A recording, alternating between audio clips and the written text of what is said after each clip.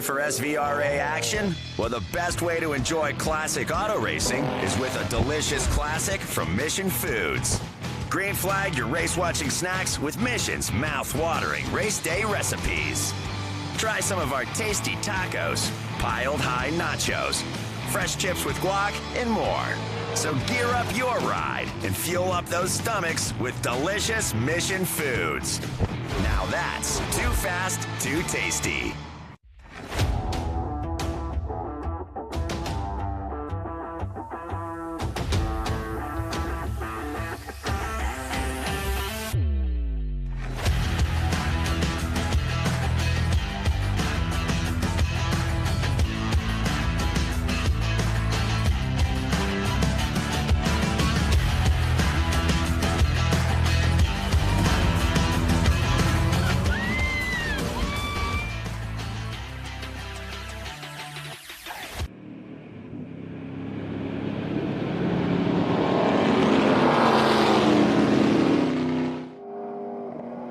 Good morning, everyone. What a difference a day makes. You join us here in the hills of Connecticut, and it is a rather gloomy day, as you can see. Wet weather has descended upon us. If you watched the Indy 500 last night, it's the same weather that Indianapolis suffered from yesterday during the 500, which delayed it, and we've got it today here on Memorial Weekend Special from Lime Rock Park. As we look down the Paul Newman Strait, you can see sitting water and how, as we get ready for our Memorial Day Classic. TransAm coming your way, SVRA coming your way, plenty of action to show you, and it doesn't matter that it's raining. These men and women don't care about that, nor do the fans. They love it here. And we're getting ready for our first Group SVRA race. We just had qualifying, and Tommy Dreese getting pole position in TransAm. Really impressive there. So that's his first pole position of the year. But you can see, as we look down the Newman Strait, the sitting water there is really going to be a problem. And you can see the way this track is developed, and it opened in 1957, so it is really old school. If you touch that grass there, you really are on a hiding to nothing. And as we look at 7, you can see the same thing. Anytime you put a wheel off on the outside of 7, which is flat out downhill, down the Bennett Bridge Hall downhill, it really is tough. But we're getting ready, as I said, for our first group action of 1, 2, 3, 4, 5B and 8, and that means that we should call in young Ben Sissel to get us started.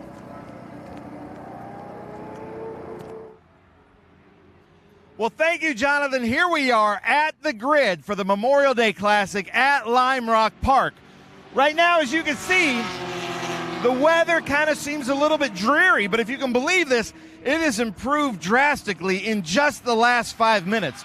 I'm hearing from some of the grid officials that we should be seeing a rainbow soon, but I want to give some credit out because this is the Group 1, 2, 3, 4, 5B, and 8 with SVRA, but you can always count on our Miata drivers to come out in any condition. So up here in the front is Pat Daly running this beautiful blue number 53. He's also a member of the Drivers Club here at Lime Rock, which means he drives here quite a bit, I'm sure in all kinds of conditions.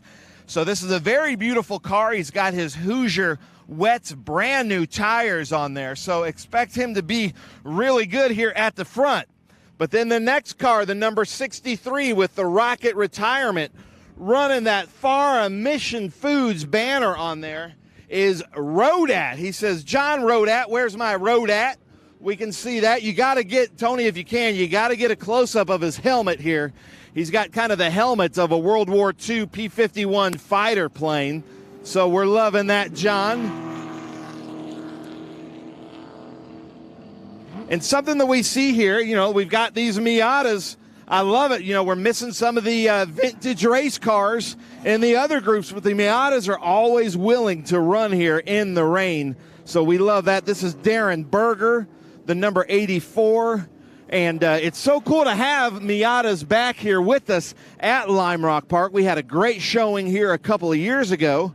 I'm seeing another car coming to grid. That's the Mazda RX-7. So it might just be an all Mazda event. That's Scott Merrick in that RX-7. But then this number 77 here, Greg Meindl, is that correct? And then Greg is the only person here from Lime Rock, Connecticut, racing this weekend at Lime Rock Park. He lives, he says, about 1,000 feet from Lime Rock Park. So look for Greg Meindl to move up, because I'm sure, I mean, being this is his backyard, I'm sure that he knows this track very, very well.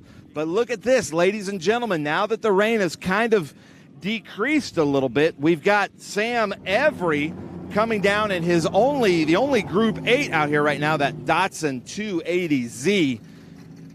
Beautiful car. Now the rain is coming down a little bit harder as Tony Garcia, our cameraman, we're walking back up. There is a river coming right across here through the grid. But this is a beautiful car here. Sam Every in the Datsun. So it looks like right now it's just the Japanese manufacturers that are wanting to come out here to the grid to get ready for our first feature race. Now, if you're joining us on SpeedTour TV, leave us some comments, what you're wanting to see, who you're wanting us to talk about. But we've got some great cars here coming to grid right now. It was going to be an all Miata race, but then we've got some more coming in. Ooh, look at that. We've got another Mazda RX-7. So that's actually Scott Merrick in the yellow Mazda RX-7. And in the black RX-7 that's coming to grid right now, the number 38 is Ian Johnson. So look at this, an all Japanese manufacturer grid here for the groups 1, 3, and 8. Some beautiful cars. Loving these rotary engine RX-7s. So thank you so much. Ian Johnson giving me the thumbs up. So this should be pretty good. Now, Jonathan, I'm going to throw back up to you because they're about to get the 3-5 minutes here on the grid. And I'm going to come up and join you. So, again, if you're joining us on SpeedTour TV, leave us some comments. Tell us what we're getting right. Tell us what we're getting wrong. And I'm going to throw it up to you. I'll be there in just a second, Jonathan. Great stuff, Ben. And yes, the only comment we've had so far is an umbrella, and he's quite right, is H, saying, yeah, it is umbrella weather, as you can see, and thank you to all our SVRA pundits and all our car entries to get out and entertain you folks on our SpeedTour TV. If you're watching on our live stream, you can see conditions very different than they were yesterday, and sitting water around the track, especially at the Paul Newman Straight. And you can see quite a breeze. We're expecting more rain later, but certainly not enough to dissuade anybody from going out. Cloud is very low, as you can see, but it's going to make it very interesting. These Miatas kind of revel in these sort of conditions. And Lime Rock at 1.5 miles round, and quite a simple layout, but perfect for these Miatas. And it's almost as though the Skip Barber School, which is also based here, and Skip Barber now, the tower named after him, it seems somewhat appropriate. This is the perfect venue, and this is the kind of conditions where you really learn your racecraft if you don't have it already. But most of these drivers, bags of experience, and as Ben pointed out, mostly Miatas, mostly Japanese. In fact, all Japanese manufacturers at the moment. So they're the hardy ones going out for this, our Group 1, 2, 3, 4, 5B, and 8. So they go out behind the pace car, get an idea for the conditions. As you can see, some with sticker tires, so they'll just be weaving to try to get some heat into those tires, and obviously same with the brakes. And let's take a look at the conditions going into the Mission Foods Turn 1 Big Bend, which goes basically round to the right and then dives back to the left before heading down the Paul Newman Straight. So tricky part of the track, but the most obvious place for an overtake as well into Turn 1 on the inside or outside, because if you can make it stick around the outside, you then have the inside line for the second part of this complex. Well, Ben joins me in the booth now, and I don't know where he got, but it's pretty nasty out there. But like you say, it was nice to see everybody showing up bit by bit and getting out there on a Monday morning as we welcome you to our Memorial Day Classic. And it has been a classic over the years in Lime Rock, because Memorial Weekend is synonymous with this Lime Rock. In fact, it kicks off the major events series at Lime Rock. There's always action of some sort going on here at Lime Rock, but this is the first major event. We'll be coming back here again with the Speed Tour later in the year, and I know you're looking forward to this, the All-Star event coming up in July. Yeah, let me just run through that because this is going to be unbelievable. July 19th through the 20th.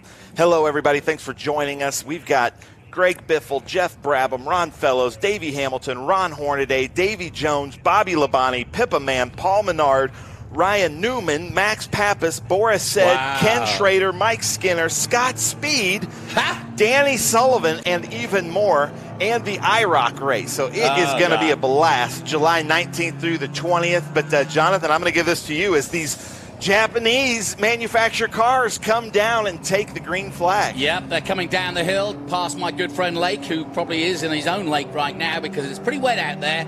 But he's going to stay steady for us as we look down the main straight. In a moment, that car will peel off, and he does so. And it is getting ready for our feature race 1 of the day. It's Group 1, 2, 3, 4, 5B and 8. Mostly Miatas, though.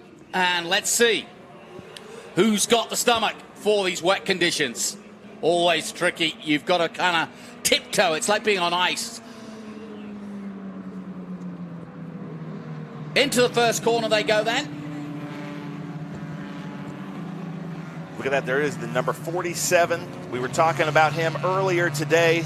That's Sam Every, and I'm not sure why Sam Every dropped way back in that 280Z, but I think just with the power that car has, he's just trying to see what the conditions are.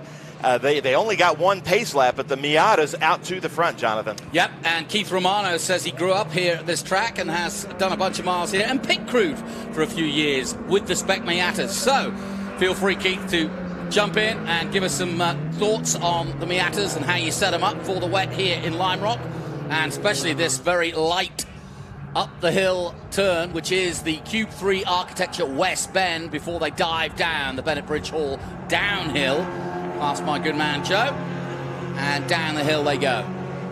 But you can see there, that's John Rodat there in second place in that number 63, and in that Patrick Daly, the one out front, is a part of the Lime Rock Drivers Club, which means he probably has a ton of experience here racing in all different conditions. Something I meant to ask them, you see that little parking light there under the left headlight? Yeah. I noticed that they're using that as an intake. Not sure, maybe we've got some Miata experts to tell us what the advantage is there or what they're doing with that blank space. But look at this, two RX-7s side by side with their wipers furiously going. Yeah, and the sort of bigger classic is sort of running at the back at the moment. That's the 47. And I say the bigger classic is just a little bit older than some of the others. That's Sam Avery in that 280Z in the all green. Did a 103.2 in the dry. And, of course, when they practiced and qualified, it was dry. Beautiful Datsun, that.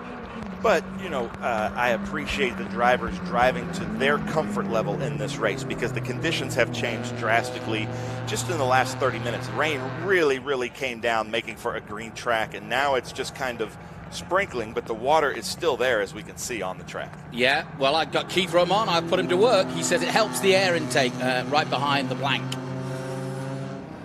See, I love having all of these. Yeah, thank you, Keith Romano. So the other question was, where can you find the group descriptions? And that's your bailiwick, isn't it? But basically, you can just go to the SVRA website. Yeah, right? SVRA.com. These are basically Group 1, 2, 3, 4, 5B, and 8 are basically small to medium bore production cars that run similar lap times around the track.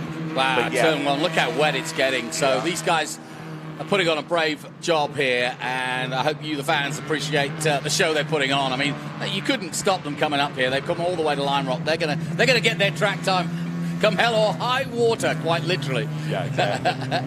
Now, the one that we're missing is Rich Malumian Jr., which I totally understand because he's in a really nice cherry Austin Healey 100/4. Yeah, I was looking forward to that. Is that 100/4? Yeah, I would say he would be crazy to come out there in it's that an car open top with this. car, isn't yeah, it? Yeah, and just you know, those cars have just really, really gone up in value, and this is just an absolute pristine car. That would probably be late 50s. Yep. Yeah, beautiful. I looked it up this morning, and I was saying, you know, it's 4-speed manual gearbox, inline front engine, 4-cylinder, obviously, and yeah, it would have been a beautiful thing to see. But we've seen it here in action before. Yeah. Look at that, Rodat going way down here on the Bennett Bridge Hall downhill. Getting some drive. Yeah, he is getting some drive. So let's see if he can carry that momentum behind Patrick Daly. Now, usually these cars like to drive in a train and draft each other, but then you lose your vision. But Rodat ducking out to the outside at Mission Foods turn 1. Well, like I mentioned, if you can make it round the outside, he's not going to do it this lap. But one idea is to, trouble is the conditions are such that it's really hard to be out there because there's a lot of sitting water. But like I said, if you hang yourself out on the outside and keep your foot in, as you can see, the next is a left-hander, so you could potentially have the advantage going into the next left-hander. But in these conditions, just getting round is enough, I think. And Don Moody's right. Don Moody just said, well, the Datsun doesn't have wipers. And you're right, Don. You can see. Oh, yes, so we've got some eagle-eyed viewers out there, so thank you so much. Yeah. Now, that can't be easy, coming down the hill from 6 to 7 without wipers. Yeah, and it has, the rain has increased even just since I was at the grid doing the grid walk. So you can see the wipers furiously going there as John Rodat ducking out here at the Q3 turn. He's trying to stay out of the spray for one, and also obviously it looks as though he's a little bit quicker than the leader. Let's see if what he does here. If he tucks himself up behind. He's running a rain line. Yeah, he's finding grip where, you know, the normal racing line gets polished throughout the years by the tires. And so you can find more grip in the rain if you kind of run like the counter racing line. And I think that's what Rodat's doing. Well, he was trying to have another look around the outside. Here's the 77 of Mindell. You say he only lives 1,000 yards from the track. That's pretty impressive. 1,000 feet. 1,000 feet. That's crazy. But his wipers are no longer working. You can see well, that. He better go home and get some more. Yeah, he's falling back. Yeah, he might just be able to just jog home to his garage, grab a new wiper motor. Looks like it is the wiper motor that's not working right now. Well, yeah, and I mean, you could say he's being stoic and just doesn't want to use them, but I don't believe that. If you've got them, use them. Yeah. In these conditions, absolutely. Yeah, and so sometimes it's raining such that just Rain-X alone will clear the windshield. Yeah. But that doesn't seem to be the case right now. It seems like it's raining now that you need actual wipers. Well, at the front, Patrick Daly, who was pole, continues at the front, but Rodat is all over the back of him, John Rodat, and then Darren Berger still third. We've been looking at Gregory Mendel in the 77, the all-white. He's in 6th at the moment, just ahead of Sam Avery. Here come the leaders again, down the hill, the Bennett Bridge Hall downhill and into turn 7 and onto the Sam Posey straight. Great to have Sam Posey here because yesterday we dedicated the tower that we're sat in right now to Skip Barber. After his 4 decades of duty, you will say, 88 years of age and still going strong. But a great guy, and some would say that Lime Rock potentially would not exist today if it weren't for the work of the Skip Barber School and, more importantly, Skip Barber himself. Yeah, I agree with that 100%. It's cool. Also, just Sam Posey, a lot of people don't know this, designed a lot of the buildings on the complex, too. So that was really cool. We could see Darren Berger there. 3rd place in the Miatas, and that number 84 just kind of running behind the Miatas. But this is the battle here with Rodat and Daly. And Rodat, I feel like, may have a little bit of a faster car, but like we've seen in everything else, it's just can he get around?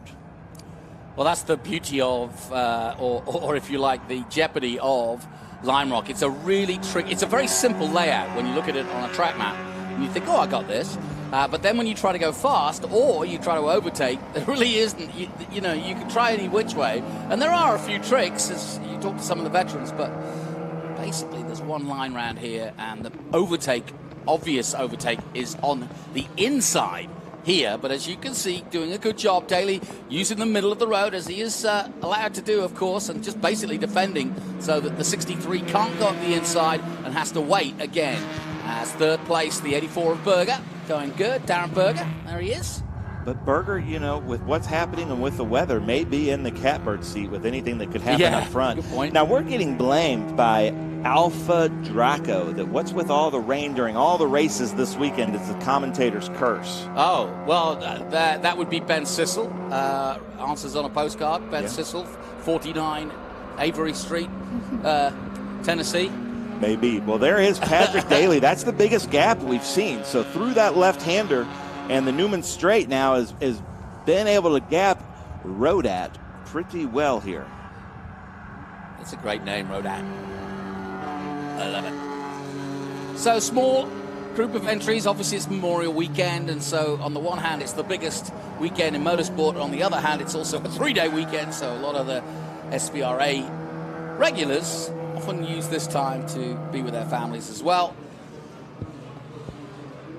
So much historic racing. I mean, you pretty much do most of the events, Ben. I mean, historic racing has never been more popular, has it? Yeah, it's really growing. It's great to see. And then the fact that, like, having Miatas being introduced, and that's all part of Tony Pirelli and John Doonan just a few years ago with the Mazda Miata Heritage Cup. And then we're seeing a lot more like E30s and 280Zs and 240Zs. So it's really growing. I love these Mazda RX-7s with the rotary engines.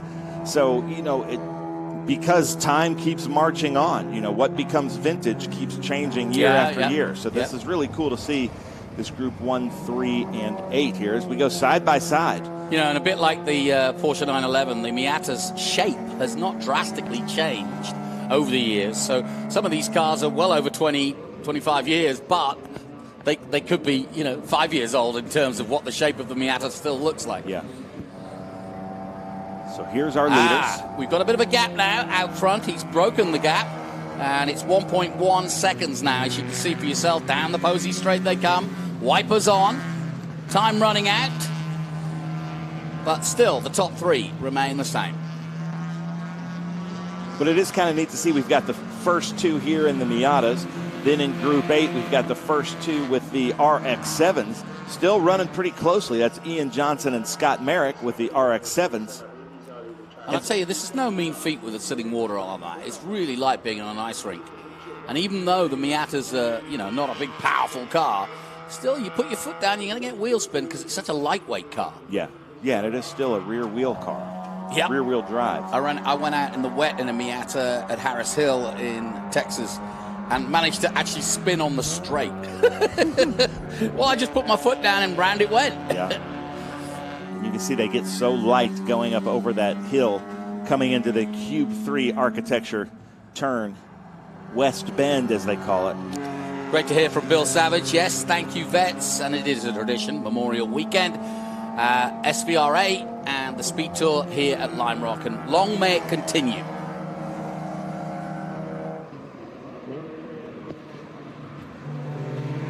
So that's Scott Merrick there in that yellow and black Mazda RX-7. But here are the leaders, and let's see if Rodat has anything for Patrick Daly. Now, I mentioned that Patrick Daly was on brand new Hoosier wets. Mm-hmm. And you can see there, looks like Berger's wipers. He's using the intermittent wipers now. Yep. Well, actually, I'm looking out the window of the comms box. It's clearing, actually. I mean, you can't tell from the spray that's being thrown up. There's still a lot of water on the track itself, but in terms of conditions, it's improved dramatically in the last 5 or so minutes. So it's going to be wet, but it's certainly going to be more intermittent when it comes to wipers. And here come your Datsuns. Yeah, and appreciate what we just saw there from Scott Merrick, knowing the cars behind him and getting over for him. We appreciate that in this mixed class racing, and you can see the headlights giving the little wink there from the Miatas. I love that. So about 10 minutes. We just got a question, how long are these races? Well, they're all about 20 minutes to half an hour. And we've got, just under 10 minutes left in this one. So there's still room for some action here. But I think just finishing this race in these conditions would be pretty impressive. But big gap now to Patrick Daly. He's managed to take it to 1.7 seconds. So very much in control of this race. And not easy in these conditions. Still third place man. He's getting under pressure now from Ian Johnson. He's taking the outside line, getting out of his spray.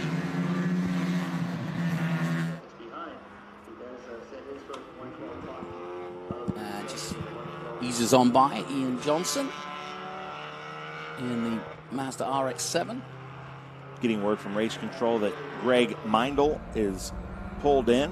That was the one without the wipers.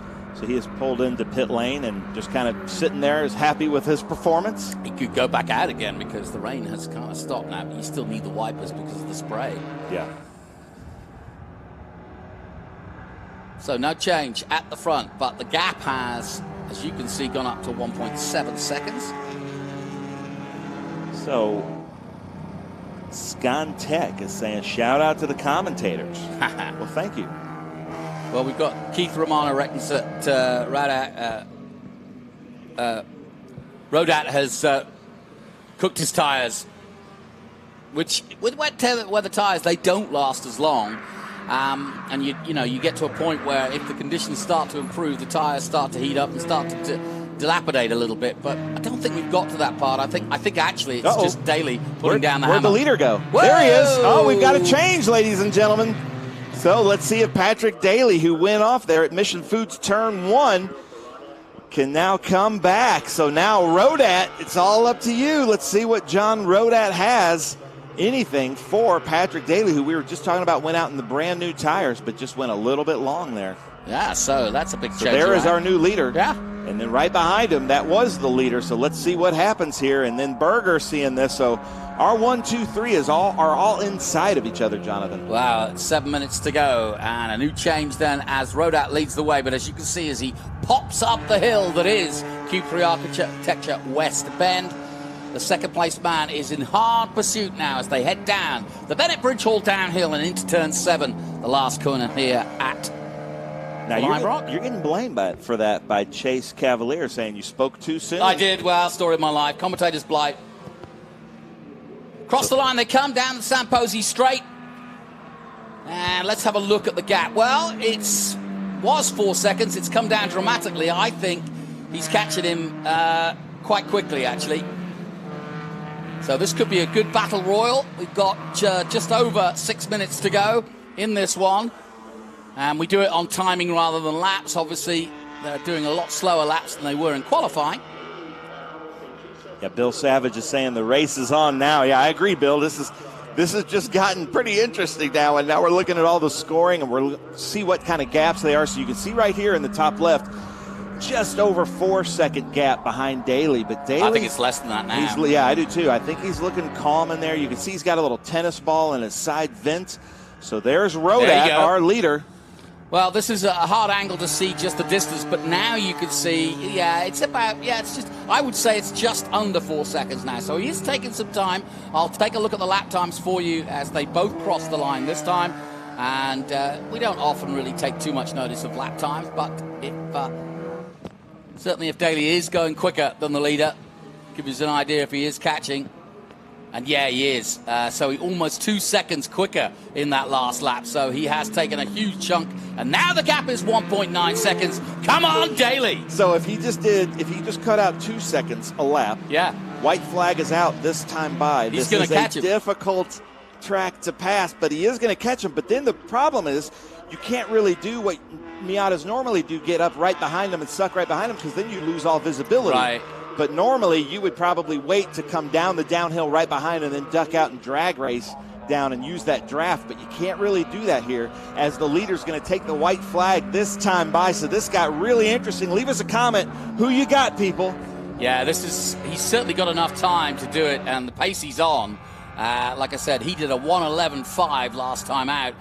John Rodat did a 1:13.7, so he was 2 seconds, as I said, quicker. Down the hill they come then, and they'll approach the Samposi straight for the last time, take the white flag, and this should be a humdinger of a finish.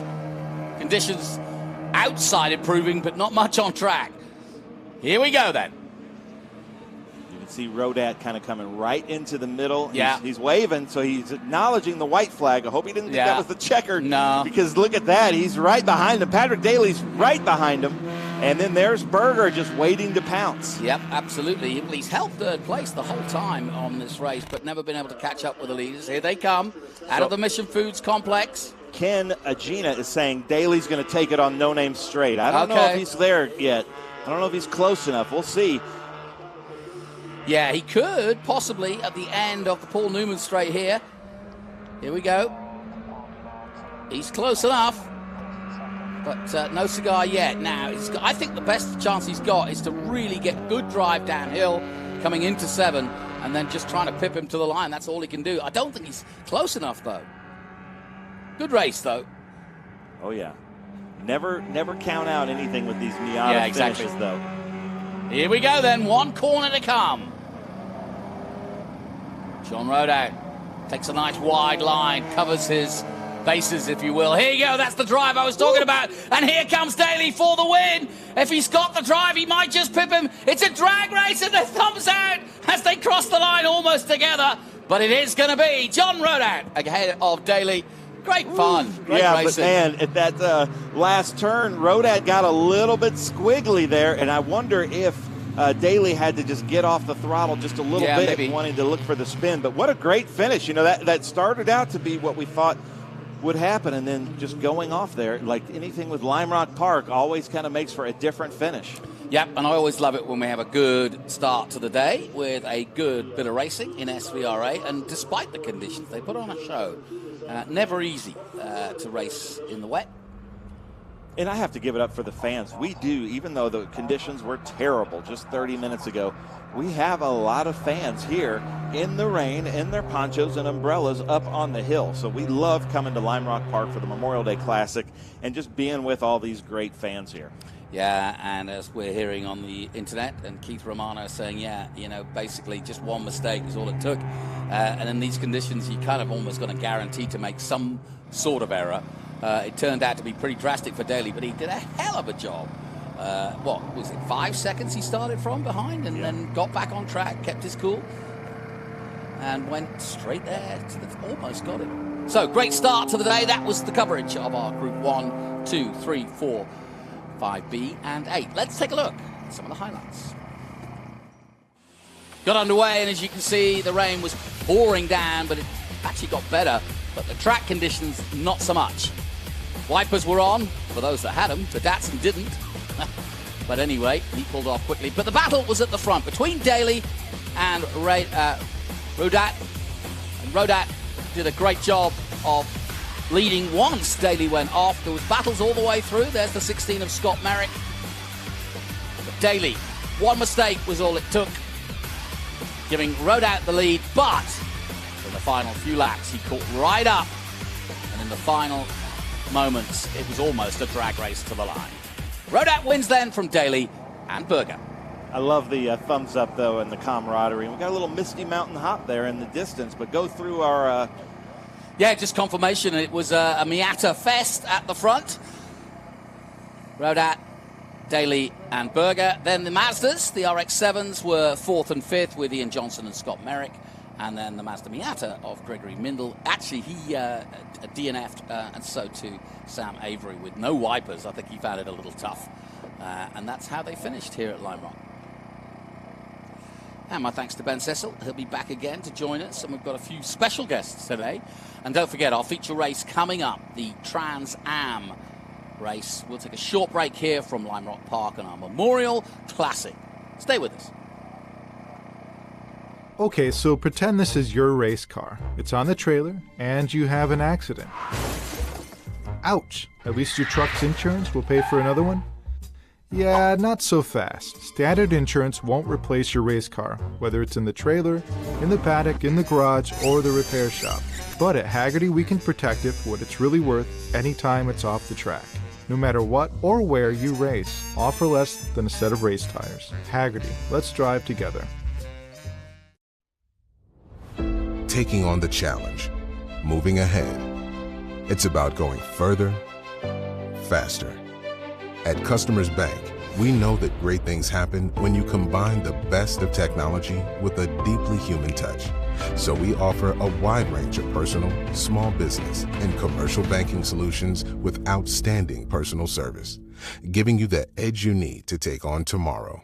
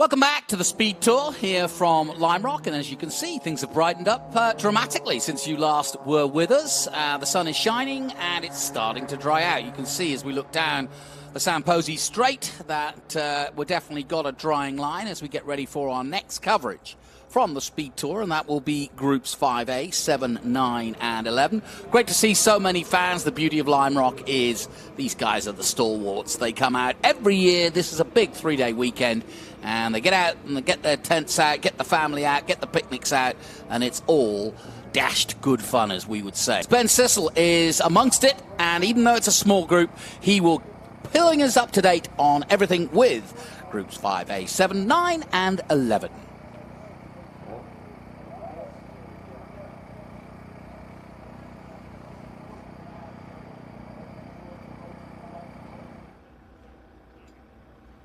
Well, ladies and gentlemen, we are here at the Memorial Day Classic. This is the Group 5, 7, 9, and 11. And right now, all we have here is Robert Albani in his Group 9 Mazda Pro Formula Elan. Beautiful car. It sounded great coming in here. But, Robert, you were saying if you're the only one, you're just going to do a few laps. But then we've got Eddie Claridge in that Formula 5000 that said he's coming to grid. So what's your plan if it's a Group 9 battle? Well, if it's a Formula 5000, then I got a race on my hand.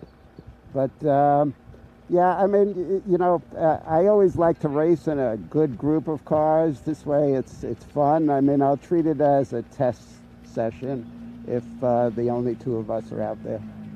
Nice. All right, well, thank you so much for coming out. So you can see, you know, it's kind of, the weather is clearing. We're not sure what's happening. That we just had a group out there with the Formula Regional Promotions. There is a dry line going out there, but Jonathan, I'm going to send it back up to you in the booth, and we'll see if more competitors come down to the grid.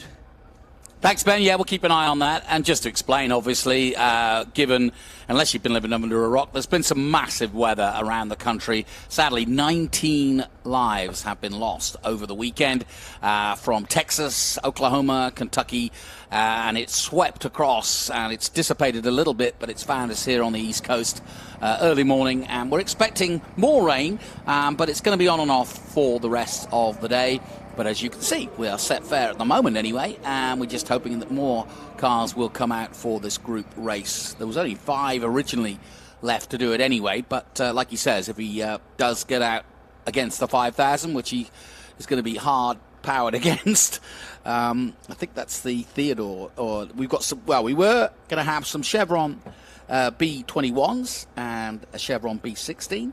And you saw the Pro Mazda there, and we were going to see a TY02 Eddie Claridge. We'll see if he makes it out to the grid.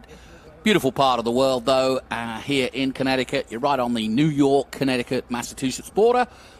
And it's been a tradition, as we say, the Memorial Weekend Classic here to kick off the summer season of racing here in the Northeast. And some great tracks around here. We'll be going to Watkins Glen. We'll also be going to Mid-Ohio and Road America. All household names when it comes to racing in this part of the world. And also, we're going to take TransAm to Canada later this year. So lots going on in the Pirelli Holdings situation. There's the car park, plenty of RVs. A lot of people choosing the RVs to park up and get a nice spot looking down the Cube 3 Architecture West Bend area. Right at the back there, I hadn't realized until I went out there last year just how many people there are kind of dotted around in the woods. So always fun. And yeah, a lot of people, Keith Romano saying what a beautiful track. It really is. It's a great place to go racing. And like I said, you look at a track map and it looks relatively simple, but the hard part of Lime Rock is the fact that it is narrow. There is grass to either side, like Mid-Ohio, so you've got to be careful not to put a wheel on it, especially in the wet like this. Especially when you've got all that power. Every car out there this weekend has got too much power for the conditions, I would argue, but I think it will improve as the day goes on. And don't forget our feature race, the TA and SGT, XGT and GT race coming up very soon. They're round 4. They didn't go to Worldwide Technology, so And some great stories in there too. Surprise pole and different winners in each and every one of the races so far. But this is the home of the Dyson dynasty. So we're looking forward to seeing what Chris Dyson can do. Ben's still down there. Ben, what's going on? What's the latest? All right, well, thanks, Jonathan. And you are going to love this, Jonathan, because this car right here was created in 1982 to be a Formula One car driven by the likes of Tommy Byrne, who we've seen with us at some of these races. And then Eddie Claridge has owned this since, he told me, hold on, I've got these good notes. Let me get this right, because it's such a cool car. It was here with us last year. He has owned it since '88 and put it back to the Formula 5000 configuration. But you got to look at these huge stacks with the fuel injectors coming through.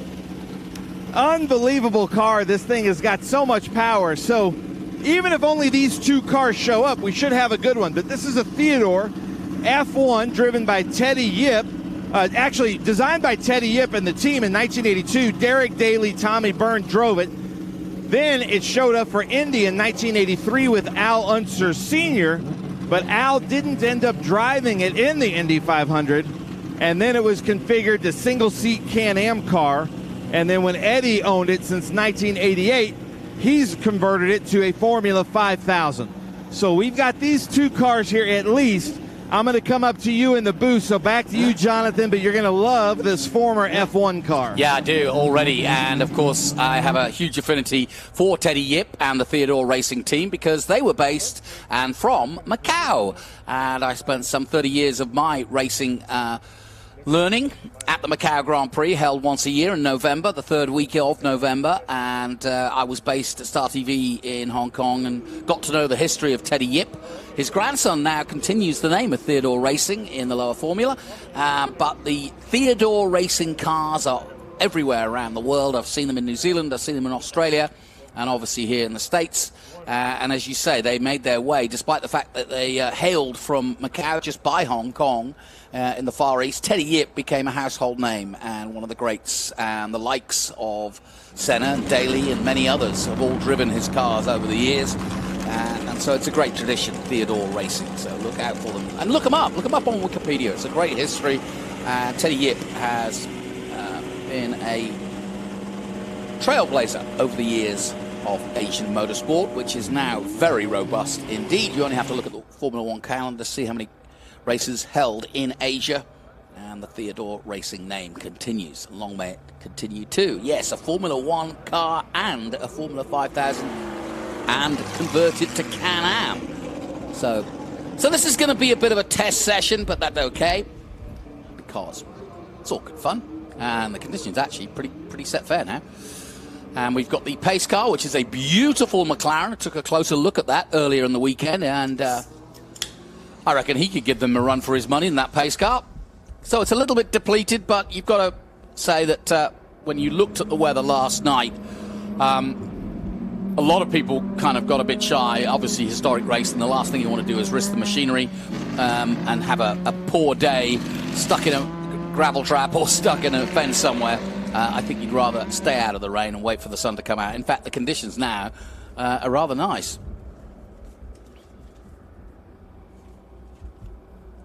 So going around what we're calling the Mission Foods Big Bend Complex, which leads then to the Paul Newman Straight. And yes, it is the same Paul Newman. For those of you who aren't racing aficionados, Paul Newman was a very handy SCCA national champion 4 times over. And there's a painting of him in his famous Datsun on the wall in the media centre. And Paul Newman cut his teeth here at Lime Rock. He used to love coming here. The beauty for Paul Newman was he was a very good-looking actor and obviously a very famous one. Every film that he's ever been in, everybody knows about Paul Newman, and everybody's got the salad dressing, but not a lot is known about his racing exploits. But he was very well respected and loved the idea of just being one of the boys in racing. And he made a comment which I thought was really good, which is in acting, you know, it's easy to it's easy to perform well or put on a show. But in motor racing, he said, you are judged on the clock. And if you're good, the clock will tell you. If you're bad, the clock will tell you. So he just loved the purity of racing. And I think that's a good comment about why people love this sport so much. All right, Ben, we're away. There's our green flag, and like we would expect, that Theodore with that huge American V8 pulls out front there. But watch out for this Formula Mazda, too, because Robert Albani in that Mazda Pro Formula Elan, you know, he's a little bit more nimble. So now the track comes to him in the up until we get through that Cube 3. Yeah, it'll be interesting to see. Yeah, I think when we come down the hill under the bridge, I think then the 5,000 stroke Formula One will stretch its legs. But like they say, you know, it's still a little bit dodgy out there, as we say. But I can see, you know, there's really just a few wet patches that there's no real sitting water anymore, which is I'm glad to say. Now, here's the part I'm talking about. As they dive right here and downhill, down the Bennett Bridge Hall downhill, this is where the 5,000 should show its menace. And we'll see. I think it's pretty close together at the moment as they come down the San Posi Straight. This could be a Group 9 handling versus horsepower. Mm-hmm. And, you know, that Theodore there of Eddie Claridge in front, you can see him ducking out and looking at his mirrors. Man, that has got to be a beast to handle around here. And he's probably, you know, short straightaways that doesn't give that car a huge advantage. So this could be pretty equally yoked. Yeah. That Mazda's going to be a little bit more nimble, but that Theodore there of Eddie Claridge, that's a pretty big, wide car. And if you look at it, the driver is way up front in the car, almost over the front axles. And then the rest of it is just engine transmission. Yeah, he's almost got too much power for a racetrack like this because there's just no straights. You can see the Mazdas just getting almost alongside as they dive again downhill, and this is where the advantage will be played out. You said Derek Daly drove this car? Yeah, and, you know, just a very difficult track to pass. Yeah, Derek Daly and Tommy Byrne. And Tommy Byrne, right. You know, we have him with us in the IGT F4 paddocks with us all the time. So it's really cool. A neat era of Formula One, but he's got it configured for Formula 5000, but it also ran in Can-Am single-seaters. Yep. Well, Derek Daly, that's why I asked. You've got to give a shout-out to Derek and his son Connor, because Connor put on a show last night at the 500. A one-off for Dale Coyne Racing, but boy, did he led more laps than I ever thought he would in a one-off race like that, and he put on a great show and finished in style too. So well done, Connor. Great commentator as well. I worked with him recently at the Formula One in Vegas. Just a nice guy and great on Twitter. Look him up on Twitch, Twitter, and on social media. He's very prevalent, does a lot of sim racing as a podcast as well, and he is a chip off the old block, just like his dad. Derek? Look at this. Now we're getting to the point where Eddie Claridge's tires should have some heat in them. There is a dry racing line, but just like you said, like, watch this. So he can gap. He's got that American muscle power coming through. But then Albani, he has now basically the advantage till the top of the hill. Then there's a little bit of a straight. So can Albani get around him? I know, ladies and gentlemen, there are only two cars because of the weather. And, you know, that doesn't seem like it's going to be that exciting. But right now, we might have a very exciting race. And sometimes we've seen some just real small class cars make for a very exciting race. So who do you have your money on? Leave us a comment. The red car or the white car, handling versus horsepower. Who's going to take it here at Lime Rock Park? I know, it's good, isn't it? You can see him working the car and using those very primordial mirrors, if at all. But has he got mirrors on there? I think they're in the bodywork, aren't they? Yeah. They certainly are on the second car. But, yeah, this is turning out. And they're turning the wick up for sure. Knocking down the laps. They're now in the 55s, and they're both on the same identical pace, but you can see that for yourself. No difference between the pair of them. They're having fun out there. Oh, yeah. Robert Albani, he's been in the DRS zone the whole race. So we're going to see. But look at the no air. DRS. No DRS in this. I'm kidding. But, I mean, he's been right behind him. But look at the air that white car, the Theodore, would put out in front of that Mazda. But that Mazda is able to duck in right behind him. So you would think that he might get caught up in that wash, but maybe not. Well, this is actually good for those who are about to go out in Trans Am and in more of the Group SVRA races, because then they can now see that the track is perfectly dry, perfectly clean, and we're ready for some decent times now. And down the hill they come again. And those cars getting faster. Yeah, they are. Well, like I said, last time out they did 55s, and now we're down to the 54s. 54.7 that time by Claridge. And you can see as they go down the Posey Straight, just the gap he's now starting to create. But watch the Mazda catch up in this part here in the Mission Foods complex. Yeah, gets right up behind him on the left-hander. That's what this turn is called, because it is the one left-hander in the whole circuit.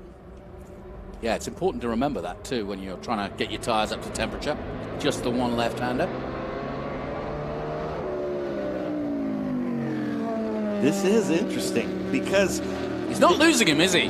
It is just two Group 9 cars, but in totally different ways. Yeah, while we've got a chance, because a lot of people are interested on the internet, how do you go about putting the groups together? Because that's quite a skill. I was reading sort of how the 5, 7, and 9, it's mostly sports cars. Yeah. But, and it does involve, obviously, the single-seaters as well. Yeah, so Group 9 is single-seater, wings and slicks, open-wheel cars. So, like, we've got Indy Lights cars, we've got Pro Formula Mazdas, we have Formula 1, Formula Atlantic, Formula 2, Formula 3 would be in this. So it's just Formula 4 cars would be considered this. It's just anything that has wings and slicks and is open wheel, that is Group 9. So even though, and then they're in different classes. So the red car, the Pro Mazda, is a 9F3, and then Eddie Claridge is a 9FA5. And I don't know what that FA5 is, but I'm sure some of our commenters. The gambling has begun. Michael Esposito has said he's plumping for the red. So he's all in on red. Who's going to go all in on white? We're about to roll the wheel. Cross the line they come. And I have a question of why just two cars. Well, there were 7 or 8 cars expected in this group, but because of the weather, I think they kind of opted out. A lot of people thought we wouldn't be able to get out there today, didn't they? Yeah. It's just the way it is, folks. We've had some massive weather, tornadoes, thunderstorms, and heavy weather right across, across the whole Midwest. But now heading out towards Connecticut, New York, etc. We haven't got the worst of it. It happened yesterday, most of it, and hence the 500 was delayed. And even Charlotte got some heavy weather at the 600. Shout out to Kyle Larson, though. Great job done doing both races. He didn't actually get to take part, but he got in the car in the final stages, but wasn't classified. Doesn't matter. Justin Allgaier did a hell of a job for him. Right, another lap completed. Down the Posey Straight they come. A nip and tuck between these two, and he's just waited and bided his time, and I'm wondering now if he's going to choose to make a move or not, but he's actually, it's interesting there, as they approach their 8th lap again. They're now in the 53s, but they're identical in lap time. Yeah. And most people that I'm seeing from the commenters are saying Albani has the advantage. Even though he's behind, everybody's saying Albani's going to make a move somewhere and make it work, or they're waiting for Claridge to maybe make a mistake. Good point, yeah. I think if you're in this position, you just kind of tick down the laps until the right opportunity comes. It's harder to lead, I think, with a more powerful car behind you, because he's got that ability to just jink out, whereas here, you're kind of in control watching him, and like you say, almost trying to push him into a mistake. Tucks up behind again, gets a nice little slipstream. The obvious place for an overtake, if you don't know, Lime Rock is at turn 1 here. And that'll be tough, though, because of the horsepower of the Theodore. I think he's going to have to do something in one of the twisty bits and make kind of a low probability move, or maybe at the bottom of the downhill. Because he's got so much power, he's going to be able to take him on the west bend through the Paul Newman straight. You can see he's going out from him. So basically, Albani, the red car, is basically going to have to take him in one of the turns, I think, where he has the strength. Yeah, I just think that if he's going to do it, he's going to have to wind himself up as they go up the hill and be literally nose to tail as they come through here. Like now, he's not close enough.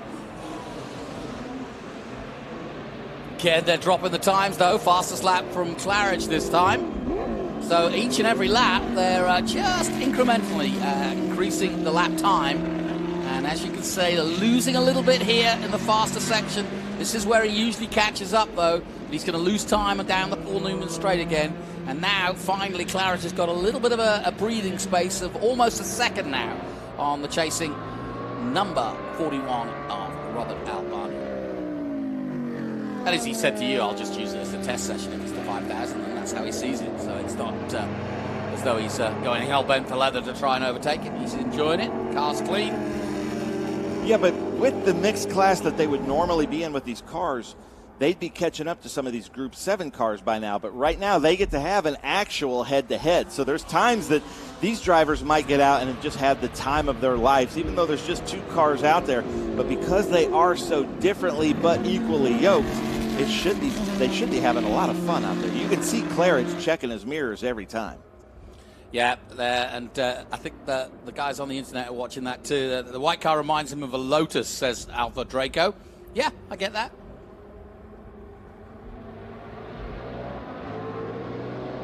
Went to the Lotus factory. I grew up in Suffolk, and of course the original Lotus factory was in Caterham. Whoa, here we go. Just in Norfolk, so I used to go down there and see the launches of the Lotus F1 cars. So Albani's finding something. Yeah, he's kind of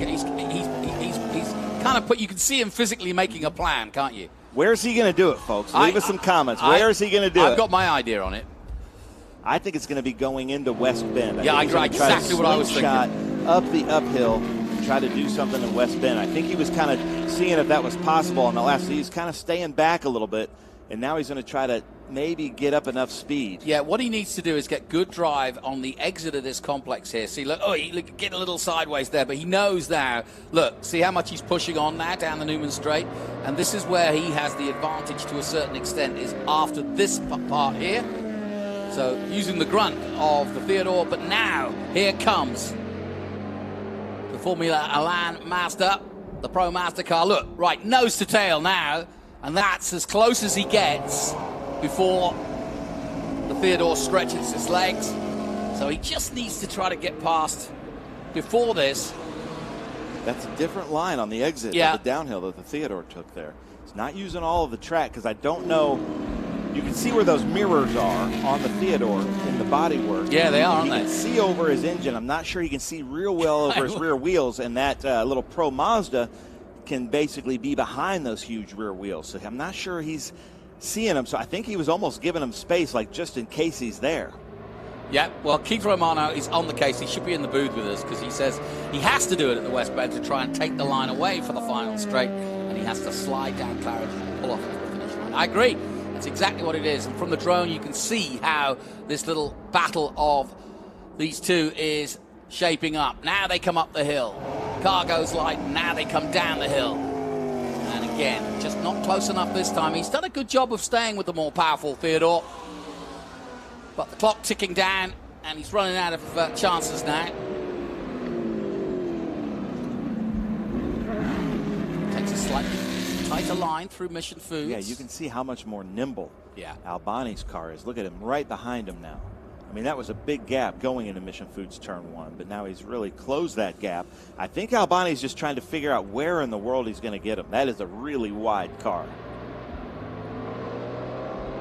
This is so interesting to watch. Well, and like I said, you can see those mirrors now. You can see them inside the bodywork, but I can't believe he could see much, especially with that. Look, he had to lean down to have a look, didn't he? Great stuff. Well, he knows where he's coming, that's for sure. That was the first time we've really seen him lean to the right to look in the mirrors to see where the opponent was. So that's the best place for him to get a view of it. Does the same again down the Posey Straight. Great to have Sam Posey here yesterday. Local man, and Skip Barber was telling me, I interviewed Skip a couple of weeks ago, he was telling me that Sam lives about 3 doors away, so it's these two legends of the sport right here up in Lime Rock. It's great to have. And when John Fitch was still alive, he lived right here too, another legend that raced in Le Mans and raced everything back in the day. So it's really cool, just this little area here with Paul Newman and everybody else. Jerry Seinfeld, it's created a lot of race car drivers. Yeah, and just a shout out, we've been celebrating the year of Skip, 2024, and just remember, since 1975, Skip Barber has been giving top-class racing drivers and also amateurs like me and you, Ben, a chance to learn the rudiments of racing. And just a nice note, the man who got back-to-back 500 titles last night, Joseph Newgarden cut his teeth right here in the Skip Barber School, so he owes quite a lot to Skip Barber, as does Montoya, Marco Andretti, and many, many others. Yeah. So I have a question. What happens if they wreck each other? Well, technically, whoever went across the start-finish goes back a lap, line, right? Yeah. That's who wins it. Yeah, because we have to go by the scoring. Yeah, so you have to, in order to get a result with both cars going out, you would go back to the previous completed lap, and that would be, at the moment, Claridge. Or if one could limp over the line under the car's own power. They cannot physically get out and push the car over. Yeah, he's winding himself up. He's just had another look there, but this is his best hope. But I can't see it personally, because even if he does do the overtake, Claridge should get the run to the line. But it depends whether he's got the red and yellow Mazda in his way. See, you can see the grunt of the Theodore down the straight, and then under braking, the Mazda's just a little bit more nimble, isn't he? Oh, yeah. And so now in this section, the Theodore's a little bit more clumsy. You know, that's just a lot of weight in that engine and transmission there over those rear wheels. And the Mazda just is a much more well-balanced Formula car. Formula 5000, really, one of those, and Can-Am, one of those classes that shouldn't have been.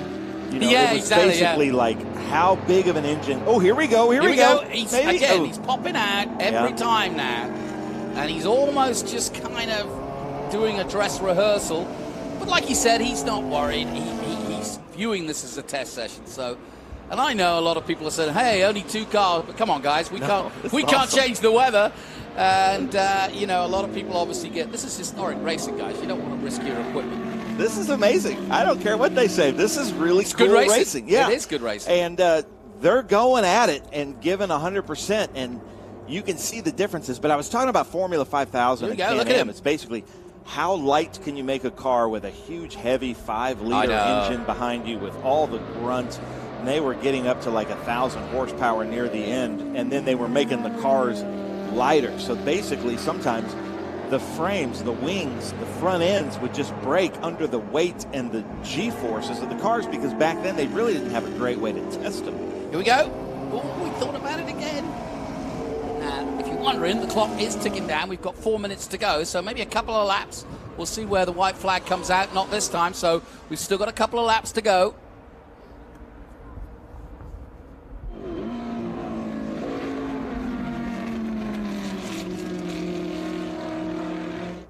So I am going to leave here in a little bit and do a grid walk for the next group. We've got Jen Kerpata coming up here to help us with the commentary, so it should be really fun. But I'm seeing from the comments, like Keith Romano, he's saying this is great fun. I'm having a blast watching this, and I kind of don't want to leave to go do the grid walk because I want to see what happens, but I'll be leaving here in just a little bit. You can stay for the last, as they get to the checkers, surely. Yeah, Romano saying, Albani just doing a great job of just taking a 10. No, Albani, he got a little bit of right input over there because the cars do get really light, but he's still ducked right behind there. This is really fun. All right.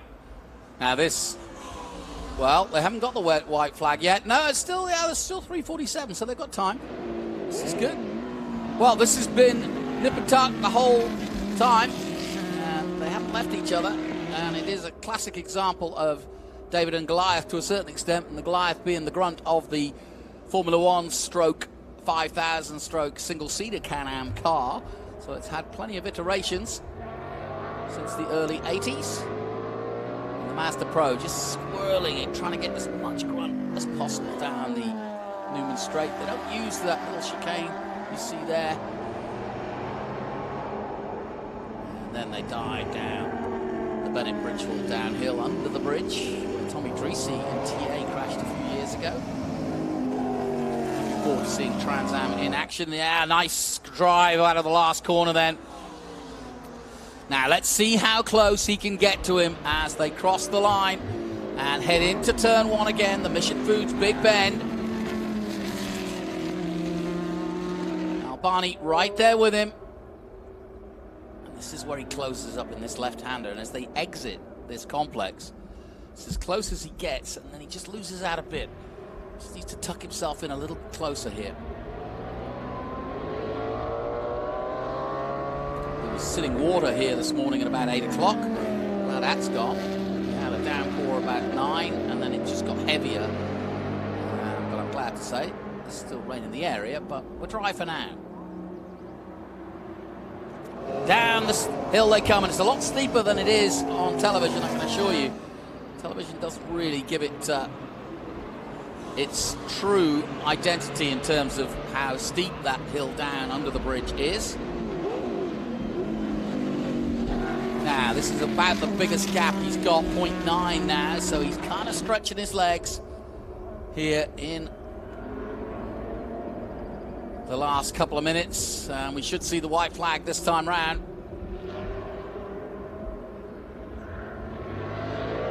Of course, the circuit itself, one of the smallest on the calendar, at just under 1.5 miles long. Given it was opened in 1957. TransAm came here in their second year, 67, and we've been coming to this Memorial Weekend Classic for, well, many a year. Not every year, but certainly had a long history of coming here.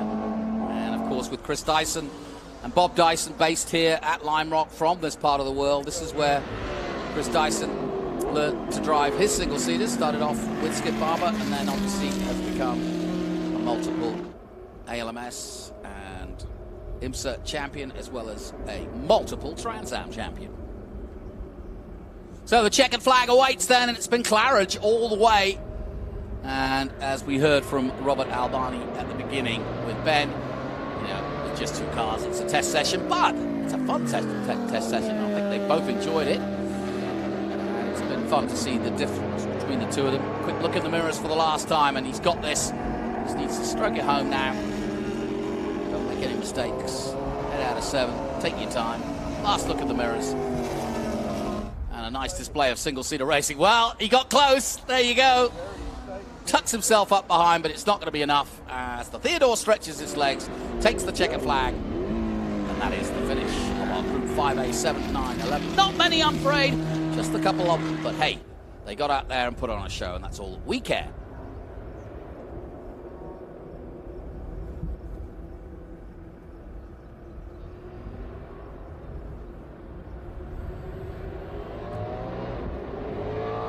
So well done to Eddie Claridge, Theodore TY02, if you were wondering. And Robert Albani in the Master Pro Formula 11.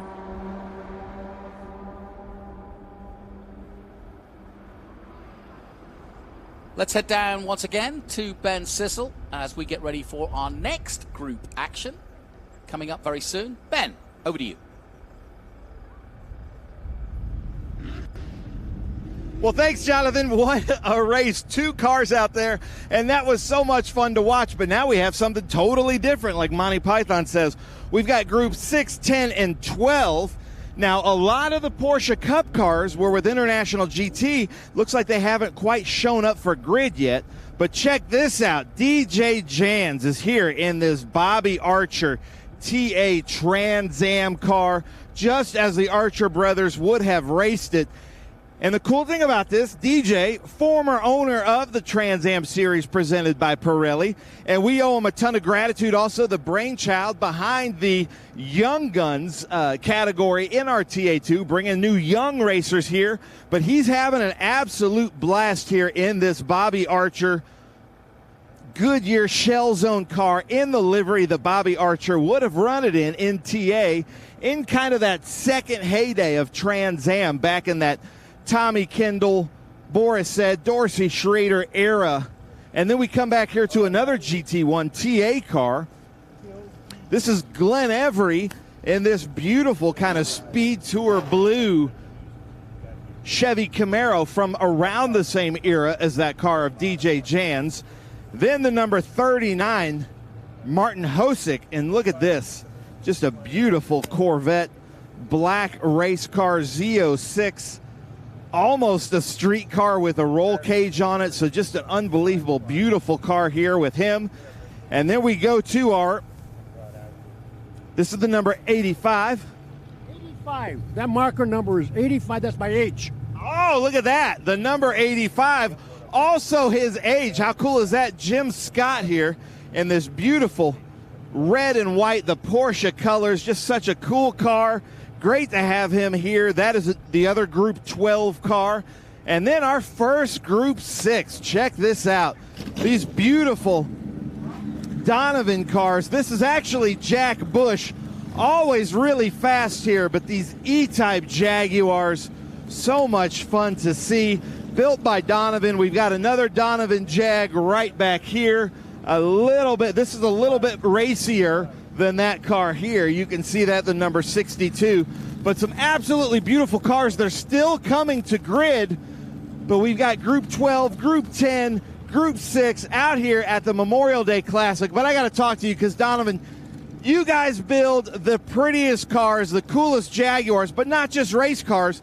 That XK140 looked like a Pebble Beach winning show car. That's a pretty car, very beautiful, elegant car that we had the honor to do for Tony Pirelli, and we're proud of it.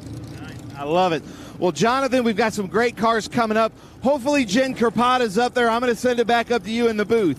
Great stuff, Ben, and also great to talk a little bit about the Donovan Motorsports in Massachusetts, because they are one of the big names of historic preparation and putting European classics like those Jaguars together, and they've been a long-time partner here at Lime Rock each and every year. They always bring a bunch of good cars, and they are absolutely replete. They are so beautifully put together. So if you are in this part of the region, Donovan cars is what you look for. There's Patrick Shea in the Porsche Cayman GT4, beautifully prepared.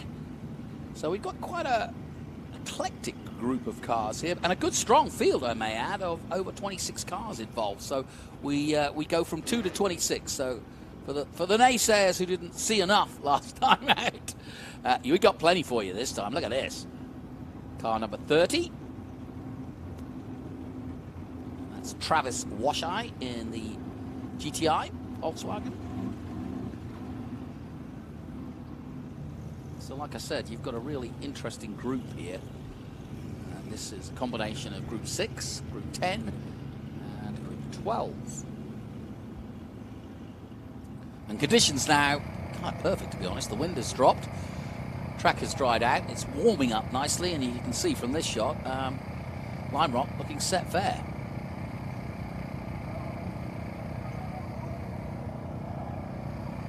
Don't forget, TransAm, our feature race of the day, coming up very soon. We'll see the likes of Andretti and Dyson, the local favourite, and quite a lot of local interest here. Michael Sire, who is a regular and from this part of the world, will also be taking part, and that will be a combination. Our TA race kind of harps back to our roots, which of course go back to 1966, where it was effectively a sedan championship for TransAm. And so we have both the TA, which is the tubular frame stock car look silhouette. We have then the, like I said, harping back to the original productions. We have XGT, SGT, Super GT that is, and GT. So we're looking forward to the different categories, and they're all fighting hard for points. But out they come. And a good, strong field. I'm glad not everybody went home. And we've got Porsches versus Jaguars versus Muscle American. Don't forget, Mustang will be launching their new GT8D at Le Mans before they kind of do a whistle-stop tour around Europe. So the latest Mustang will take on the mighty Le Mans, and that's a brave move by Jim Farley.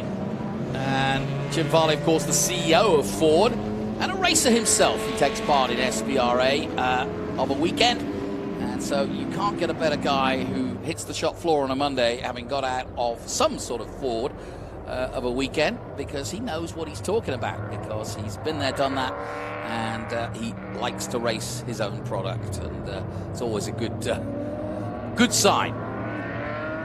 McLaren leads them round. And I think these muscle cars at the front are going to take off. We've got a Camaro, we've got a Corvette, a Z06, we've got that Mustang, a Riley Scott Mustang, David Jans. in that one. And, of course, they've got the muscle. But as we saw in the last race, you know, muscle's not everything around here. There's not a lot of places to use it, except that Sam Posey straight. By the time you come and the car gets light over that little hill here, you're turning right again. So, and that's that fastest right-hander, as we're starting to get Look a at line this of group of cars. It's great, isn't it? Yes. No, this has been so much fun. Come on, here we go. They are getting ready to go racing. The McLaren will jink to the left, or his right, and leave our competitors for the first time.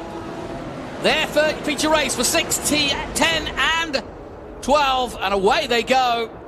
And it's a good clean start, but let's see if they all shuffle through turn 1. Porsche versus Jaguar versus Mustang. Now watch out for Jack Bush in that Jaguar E-Type. Really good driver. This is their home track. Donovan's from just down the street. That is DJ Jans out there in the front. And then I believe that's Glenn Every in that blue Chevy Camaro, followed by what looked like, to me, almost a street Corvette with a roll cage in it of Martin Hosick.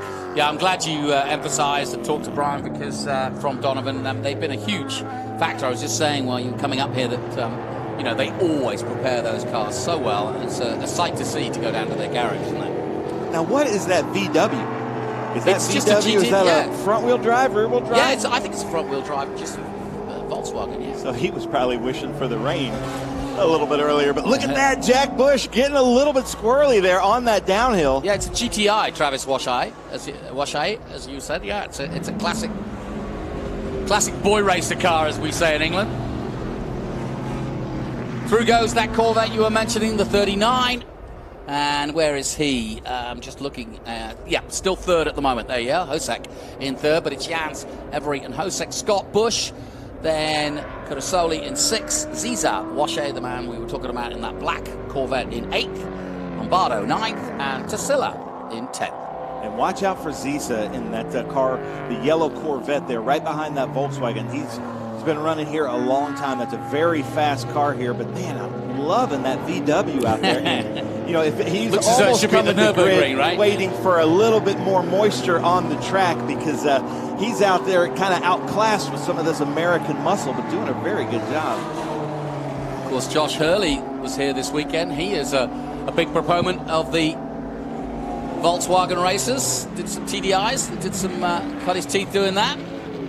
We're seeing there that white Mustang with his 2 stripes, the more modern one. That's Renee Tersilla, who is currently leading our Group 12 championship. I just had to deliver him 3 new gold medals from Mid-Ohio because we didn't have him there, and he is doing really well with Griffin Motorsports in our Group 12 championship, and then Billy Griffin, who's won our GT championship in TransAm the last couple of years, and then the 67 there of Chris Boutillier. He has told me that it is Boutillier. Okay. We always call him Boutier, but it's Boutillier. He likes the more American pronunciation. Well, hell yeah, Boutillier. The Ford Boss 302S, but look at this. He's 85 years old, driving that number 85. That is Jim Scott in the Porsche 911. Well, we're getting asked what year is that GTI, and answers on a postcard, but we could put a guess on it. I would say mid-80s. No, I'd say that's a modern 2000s. Yeah. 2000. I don't know, but I'm sure somebody in our comment section knows. We have limited information on our sheets here. I wish we did have that information, but there's the 03. Oh, you got to help me with this. Maurizio Cerasoli? Cerasoli, sì. And the Porsche 911, but look at that Jack Bush right up behind that Porsche. And, you know, even though the number 85 there has that big wing of Jim Scott, and that's truly a Group 12 car, these Jaguar E-Types and the Porsche 911s from that era, they have really good battles here at Lime Rock, kind of an equally yoked track. And then you can see these 2 Mustangs here of Renee Tersilla and Victor Corda in the other white 302. Yeah, I'm getting lots of laughs at my 80s comment, because I just remember the 80s for those GTIs. That's when they were popular when I was growing up. But yeah, it's a little bit more modern than that. They're saying it looks like a Mark 6. There you go. Nice. There's the Martini colors. I love having all these experts out here. And yeah, that you're talking about the Martini. That's Todd Pajonas. Yep. He was out yesterday, wasn't he? 911 with the 808 and Heartbreak. There it is. I love that livery of that Porsche, the 808. So we got little pockets of racing now as the field spreads out. No change at the front. In fact, Jans has taken it to, what, 6 seconds now. But this is such a mixed field. So we've got a front-wheel drive Volkswagen out there. Then you've got a rear-engine, rear-wheel drive, air-cooled Porsche. Then you've got some front-engine, rear-wheel drive, way too much American muscle. Then you've got that Jaguar there that's kind of somewhere in between. I think that's a 3.8-liter Jaguar. So it's just so pretty to see.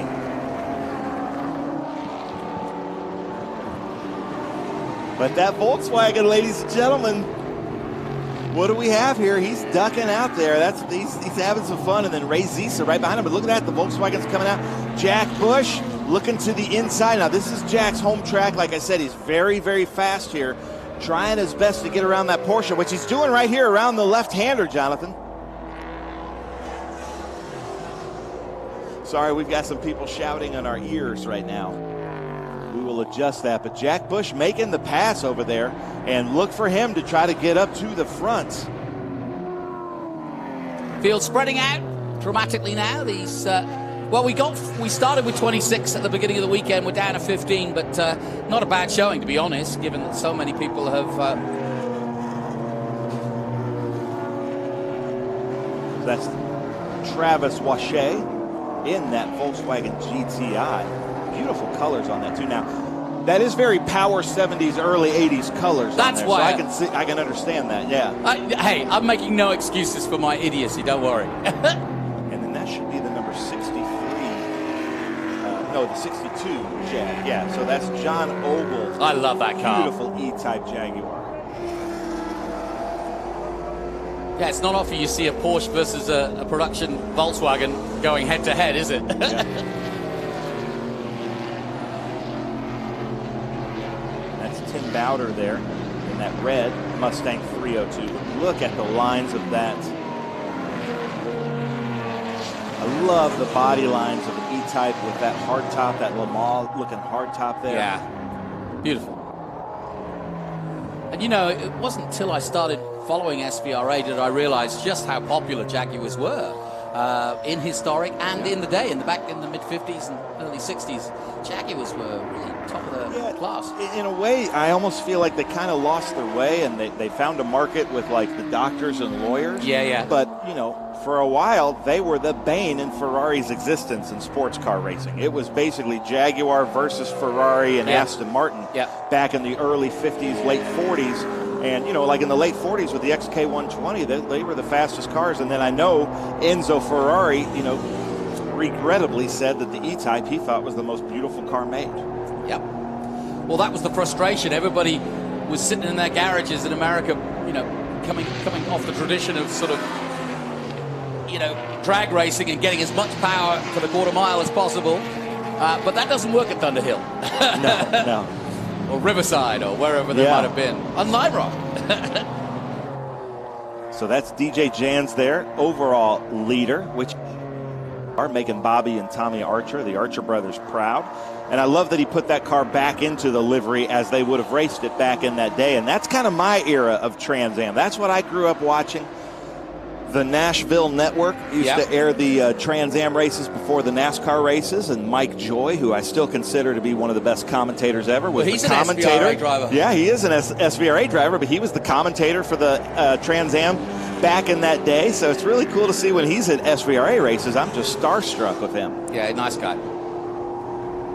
So DJ Jans, and like I said, former owner of the Trans Am series, really kind of shepherded it to the Tony Pirelli era, and but also came up to me at Road America and said, hey, I've got this idea. We need to do something for new young drivers coming in. And I was like, yeah, that sounds great. Let's do it. And I think he coined it the Young Guns, and off we went. And now here we are, basically because of that little conversation. Yeah. You never know where you're going to plant seeds. We basically have the feeder series to professional cup racing in the NASCAR series. Looking at Glenn Avery in second place in the 74 in that Chevy Camaro, the all blue. Love that car too. It's not quite petty blue and not quite SpeedTour blue. Yeah. It's kind of like a shade between, but I love that. It's not baby blue. It's not Gulf blue.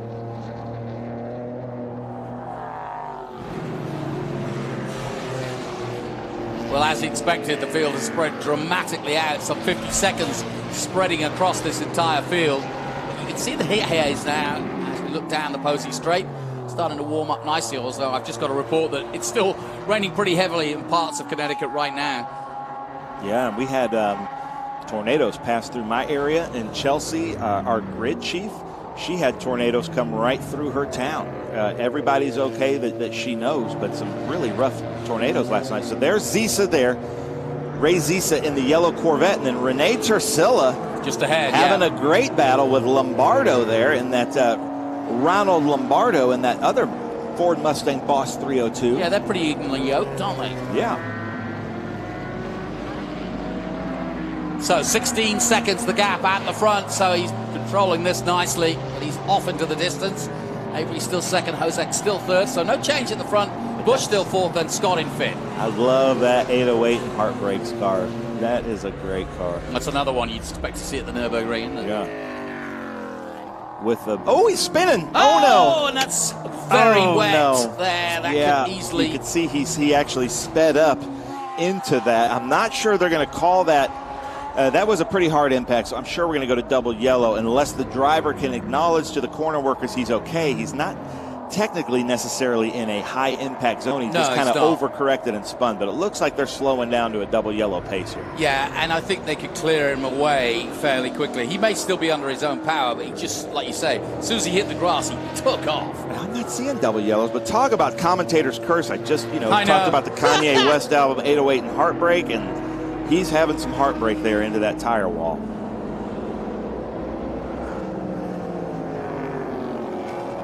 And then somebody saying that C4 of Ray Zisa is beating up on these newer Stangs, so they're loving that. Good. Yeah, we do.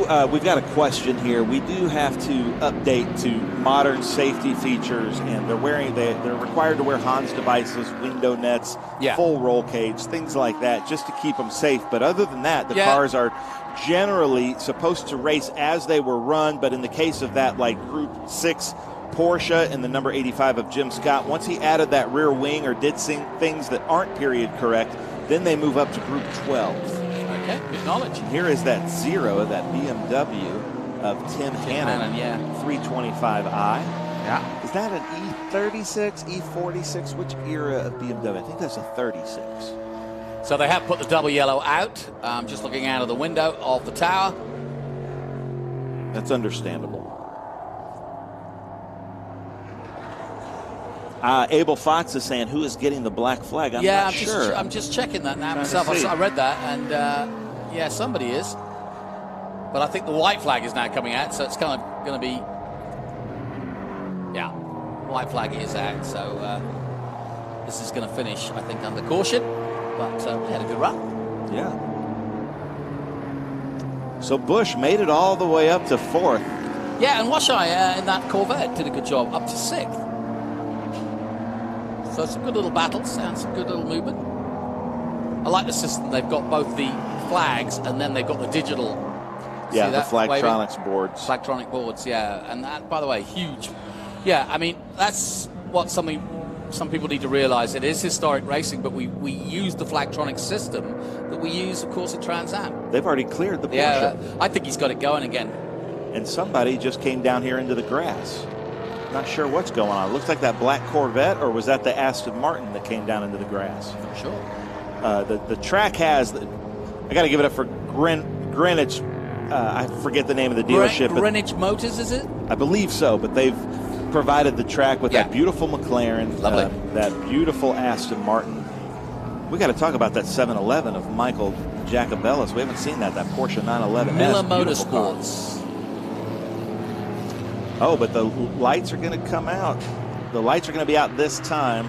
Next time, he's saying, So we will go back to green. So the white flag was just meant for a slower car, I believe. I'm with you. Because they weren't waving the white flag. So there we go. We're going back to green, ladies and gentlemen. Well, that's nice because they've stacked them all up. And so the 16-second advantage that Jan's had, DJ, has gone. So, we're going to have one lap dash, I guess, or maybe a couple, but they're trying to get them all glued together as they come down the straight. So packing them all in and catching everybody up. They should, by the end of the Newman Straight, be all together. We can go racing again. This old Corvette there.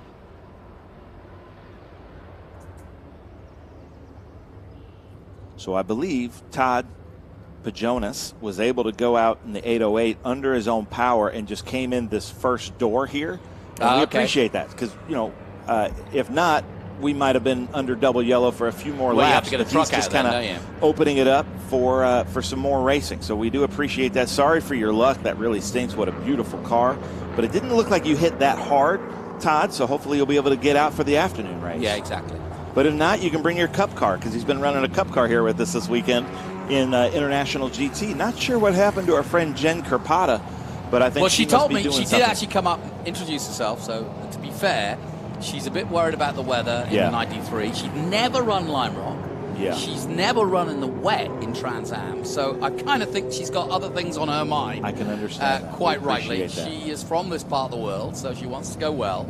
She has taken on Trans-Am. I was looking at her record this morning. She's done a lot of different kinds of racing. Yeah, and a very good driver. But, Jonathan, we're going back to green here, so take it away. So you'll see the McLaren jink to the left, his right, and we'll be racing again. And the green flag waves, and away we go. Now, who's going to make some positions up? Down the Posey Straight and into Mission Foods turn one, big bend. And once again, Jens crosses across the line and takes the lead from the 78.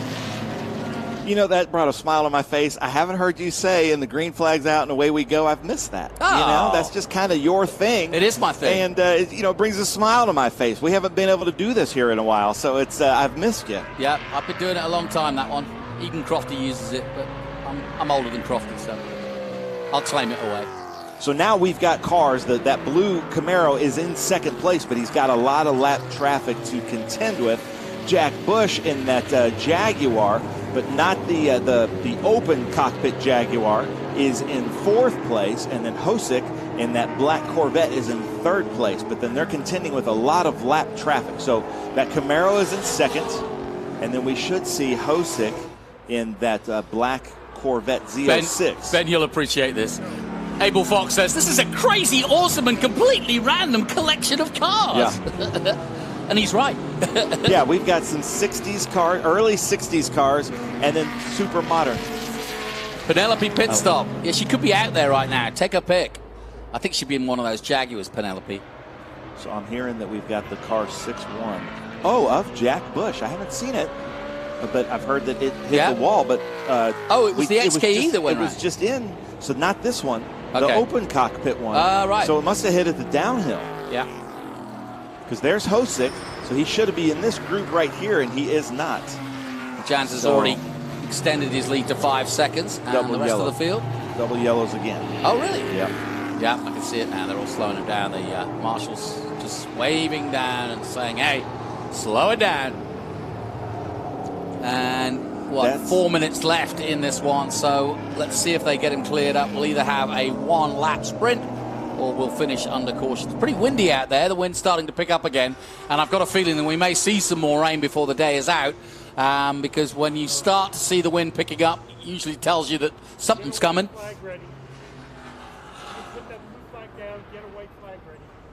Yeah, and it seems like these racetracks that we go to, Watkins Glen is like that, VIR is like that, Road America, Lime Rock, they have their own little microclimates.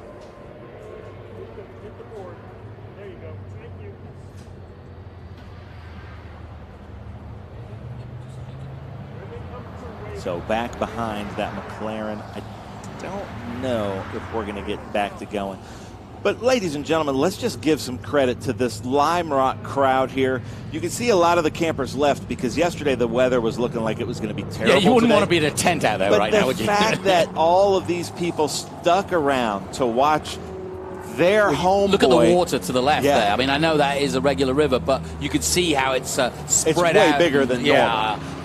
But so, a lot of people are here to see their friend and homeboy Chris Dyson to see if he can win 4 races in a row in TA. When I arrived this morning and we were here early, the Dyson pit was packed. Yeah. So friends and family, I talked to Chris yesterday, and Dad, Rob, of course, who started the whole dynasty, runs the museum at Indianapolis, and he was worried about getting here because of the weather. Yeah. But I think he's going to try to show up and he's support here. the boy. I just spoke to him good. outside. Yeah, there you go. Because I was bragging on his B sedan car. His Datsun 510 was racing with us under the tutelage of Richard Stewart Milne at Laguna Seca. Richard got on the podium with us in that car, but it's back to the livery that Rob Dyson would have run it back in the day in B sedan.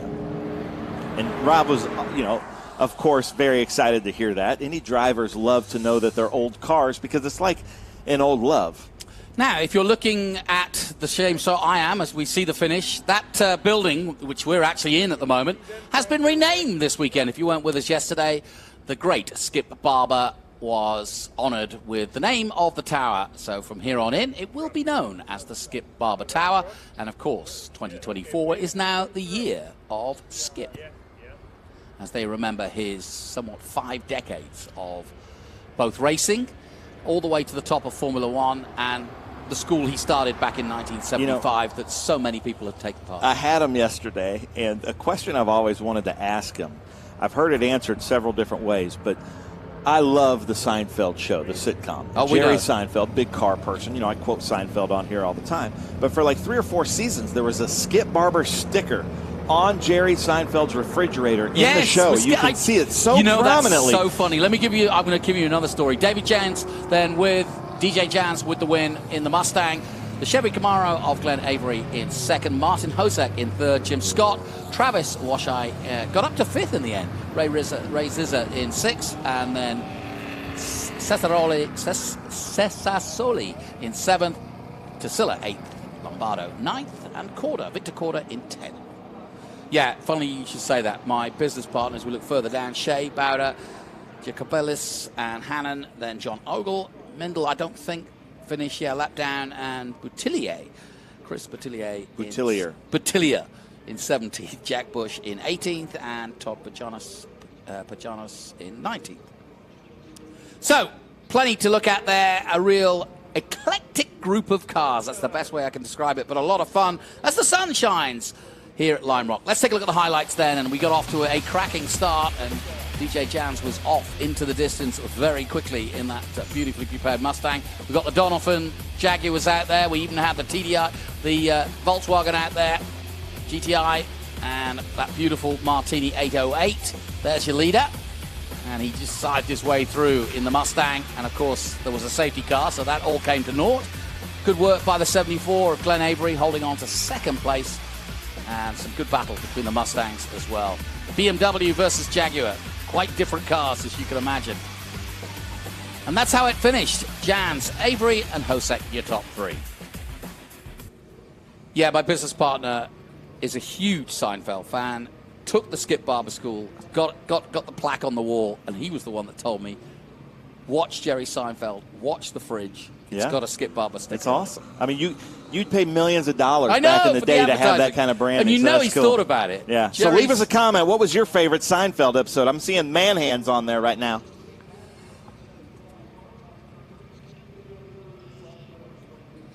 Yeah, we'll get some more comments up. But as you can see, the fans starting to come out of the woods because the sun is out here at our Memorial Weekend Classic. We'll take a short break. We'll be right back. Join us after this. The Road America Speed Tour returns to Road America May 17th through the 19th, featuring the Sportscar Vintage Racing Association, TA2 Club, Formula Regional Americas, the F4 US Championship, Ligier JSF4, and Saturday you can take part in the Haggerty Cars and Caffeine Car Show with Parade Lab. You do not want to miss the Road America Speed Tour May 17th through the 19th. For tickets, simply go to speedtour.net. Hawk Performance packs 100 years of friction dynamics into every product. Backed by Carlisle Brake and Friction, the world's premier innovator of industrial brake and friction components, Hawk leverages R&D tools and motorsports experience to deliver uncompromising performance on the street. There's no reason to settle for less. Choose pads that are race-proven and street-legal. Find the Hawk Performance brake dealer near you at hawkperformance.com.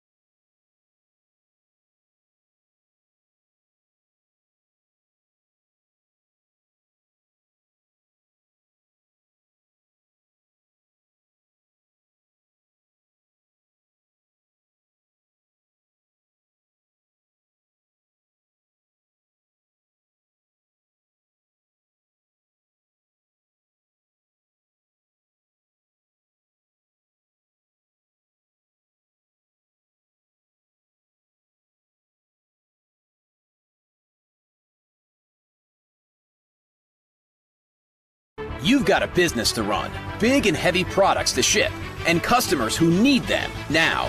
When you've got the right driver and the right equipment, you can bet on a spectacular result. Bennett understands complex logistics and puts the best team, the most time, and the latest technology into every customer relationship. So you can sit back, relax, and enjoy the race. Let us handle the rest.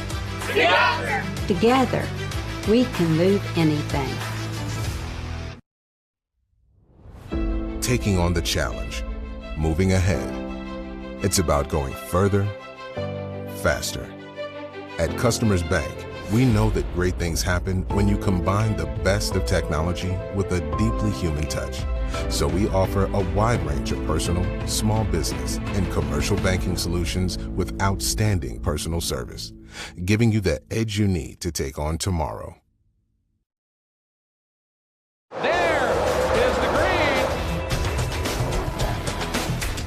Kind of proposes things, and he rockets by Simo. There's Boris said. One of the ways you overtake here at Sebring is really good in the braking zones, like this one right here. Both go around. There's the green. We are back and at it. Watch this. Oh, look out, Miller, look out.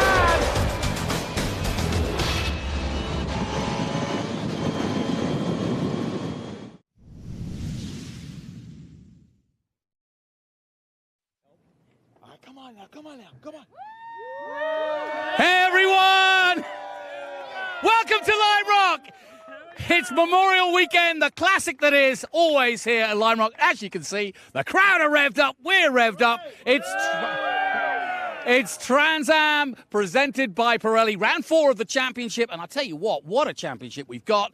It's been, we had 3 different winners, and we've got Dreesy on pole today. Yeah, and it's been a while since Dreesy's been on pole, but we have the best audience here for the Memorial Day Classic. Even despite the weather changes that have happened, but it's been a few years since Dreesy's been on pole. Chris Dyson's won here 3 years in a row, the homeboy, just from down the road, Poughkeepsie, New York. But Jonathan, we also might add a little kink into this. This may little spice tire change race. You think? In a series that isn't used to tire changes, with this fantastic crowd, they might have to go from slicks to wets, which will really thicken the plot here. Well, it will, because of course we don't do regular pit stops, so we have 100-mile sprints is what we do. So that's really going to test these drivers and mechanics out today. Want to give a shout out, of course, to Adam Andretti. He'll be in the mix as well. We've heard that Menard had a starting problem. We're hoping to see him make the grid. Yep. Yeah, and then Amy Ruman behind De Silva, because qualifying was in the rain. It's going to be a mixed group here at the start. Lots of drama, but again, the best fans in motorsports here at Lime Rock Park. Yep, it's a tradition that's continued. TransAm started coming here back in 1967, and since then, families, generations of families have all come to Lime Rock, and it's a great feeling here. And also, we've named the tower after Skip Barber, the man who kept this place going when the lights were starting to go out now and again, but he has kept it going, and Lime Rock remains one of the greatest and most iconic circuits in the US of A. Now, we've mentioned the weather, but what about the track? Who better than Adam Andretti to take us around it? Welcome to Lime Rock Park in Lakeville, Connecticut. It is fast, it is flowing, and it rewards the brave. First thing you have to do is get through Big Bend, turns 1 and 2. This is where we see Justin Marks and Matthew Brabham last year in a heated battle through here. Unfortunately, we won't see that this year. Head to turns 3 and 4, load on the left-hander and the right-hander onto the Paul Newman straight. Used to be the no-name straight, but what a better name to put to that straightaway than Paul Newman. As you approach the uphill here, turn 5, you're going to go get a little bit of air into turn 6. A 4-way battle for the lead last year. I'm looking forward to being one of those battles here that you watched today.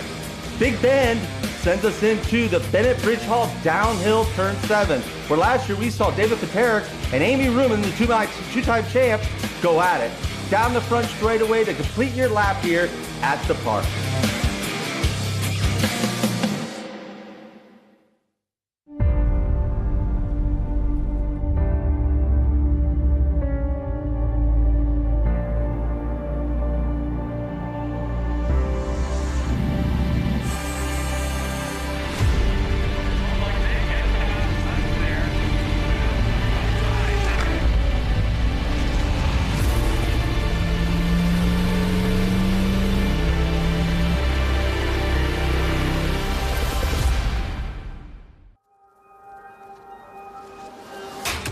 good is this? Look at this view from Losowski. It brings all my fans, it brings the audience into the car with me. We turn 140-mile-an-hour entry speeds. The quickest and most efficient way for me to get information to my drivers is from using the V-Box HD2 system.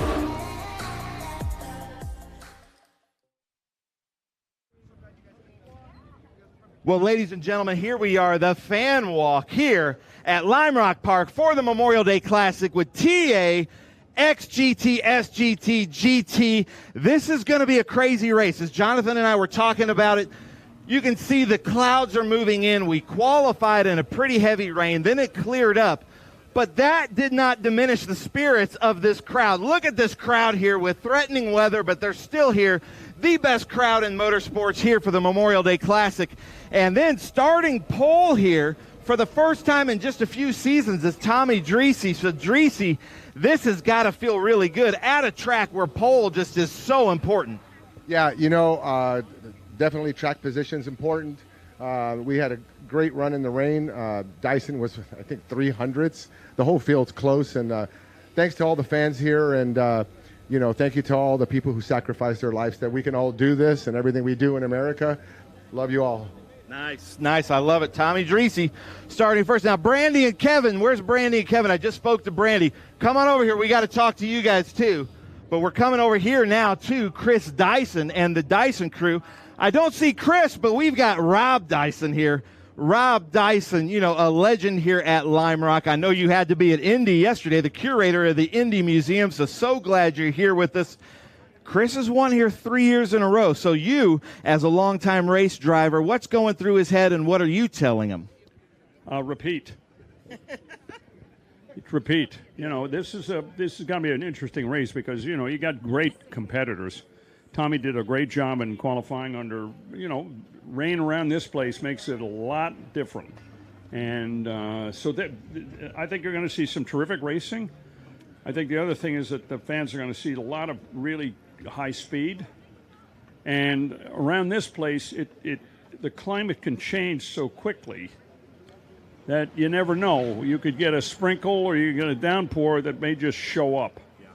And we've had that happen before, too. We got a lot of years around this place. But anyway, it's wonderful to be at Lime Rock. It's a, you know, home track.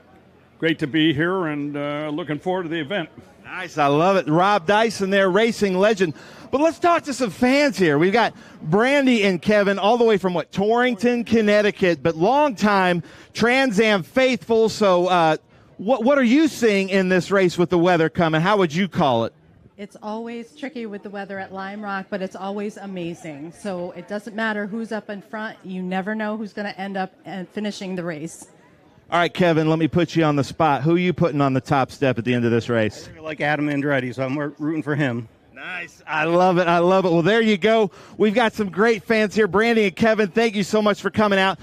We've got about 5 more minutes here about 4.5 minutes finishing this fan walk. So make sure you talk to all the drivers because we will have to clear this right away. I'm going to come and try to find Adam Andretti, who was Kevin's favorite for the race. I love having to navigate through all the fans. Isn't that a great thing, Adam? I love having you up in the announcer booth, but I love it more when you're behind the wheel. Well, thank you, Ben. And I tell you, no matter what, whether you're in the booth or out here, you feel the energy of these fans. And we can't thank you all enough for coming out and supporting us. The weather was sketchy, but it's looking like it's going to be a beautiful race for us here in the Trans Am Series presented by Pirelli. And we're excited to get behind the wheel of this Go Share top liner Chevrolet Camaro for Burton Racing and this BR1 chassis and show what it can do. We had a good session this morning in the wet. That was fun and interesting. But I think we got to have a really good 100 miles here. So looking forward to putting on a show for the fans. Nice. I love it. Adam Andretti. We're going to come around here, talk to Paul Menard. But like I was saying, the weather is showing that we may have to come in and change tires in a series that we're not used to changing tires.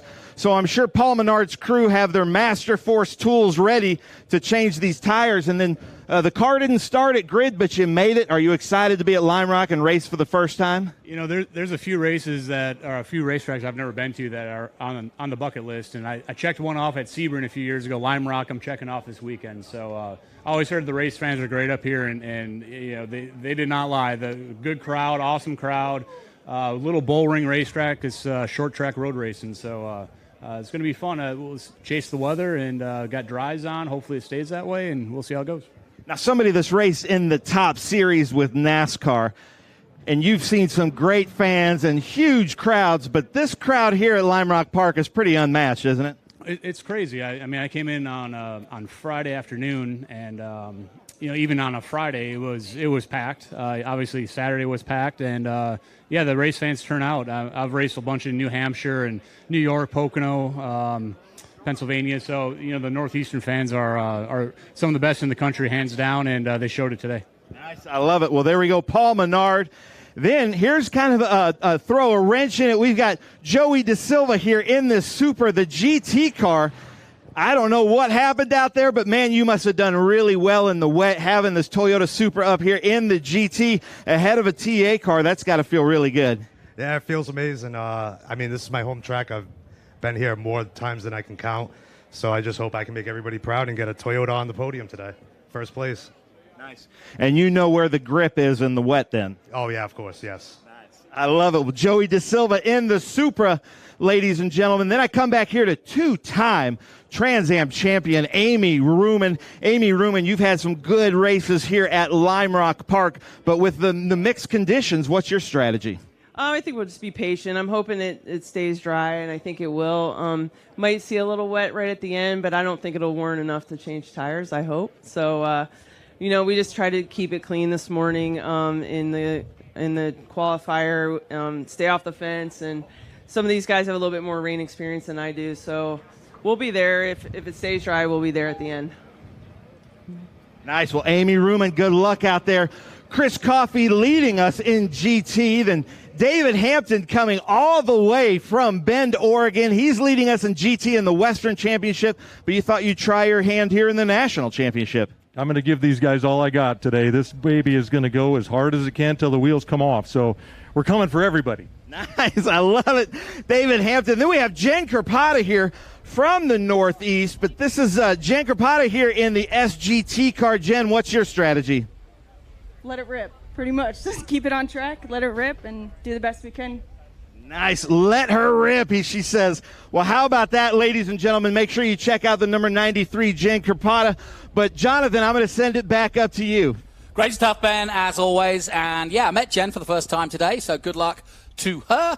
And good luck also to Amy Ruman, looking to, well, she doesn't think she'll change tyres, which is an interesting time. And, of course, because obviously if it's not too wet, you can stay out on your slicks, but just got to be careful. You don't want to take a pit stop. These cars, well, these races are not designed to have pit stops, but you can, of course. So we look high and above this Lime Rock circuit, looking forward to round 4 of the TransAm series. And we welcome our viewers on MAV TV, live across the United States, and MAV, the home of TransAm. And if you are watching us live, welcome. And if you can't stay with us the whole time, don't worry. You won't miss anything. On Thursday night, starting at 8 p.m. Eastern, we have highlights of both TA and TA2, which took place yesterday. Color Guard is ready for this very important, and it's the Connecticut State Police Honor Guard, for this very important ceremony, especially on Memorial Weekend. And we thank all of our vets. Let's head down to Ben Sisson.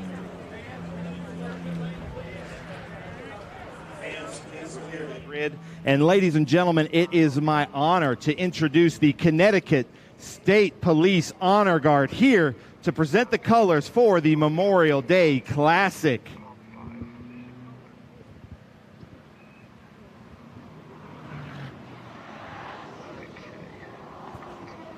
And now I would like to introduce Marvin Gray with Road Race Ministries, our road pastor, to deliver the invocation. Marvin, take it away.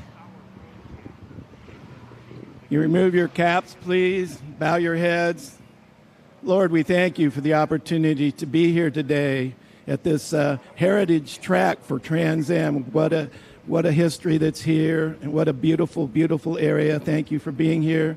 We pray you bless each and every one who is a part of the show today, from the drivers, the crew, from the track workers, the officials, and for our fans. Thank you for being our fans. It makes it such a great show. And Lord, now, this Memorial Day, we pray your blessing and protection on our troops and safety forces. We thank you for all those that gave the last full measure of devotion. And as one soldier said, it's not about living and dying, it's about right and wrong. In Jesus' name we pray. Amen. Amen. Thank you, Marvin Gray. But now, all the way from University of Hartford, Samantha Norton to deliver the national anthem. Please remove your caps.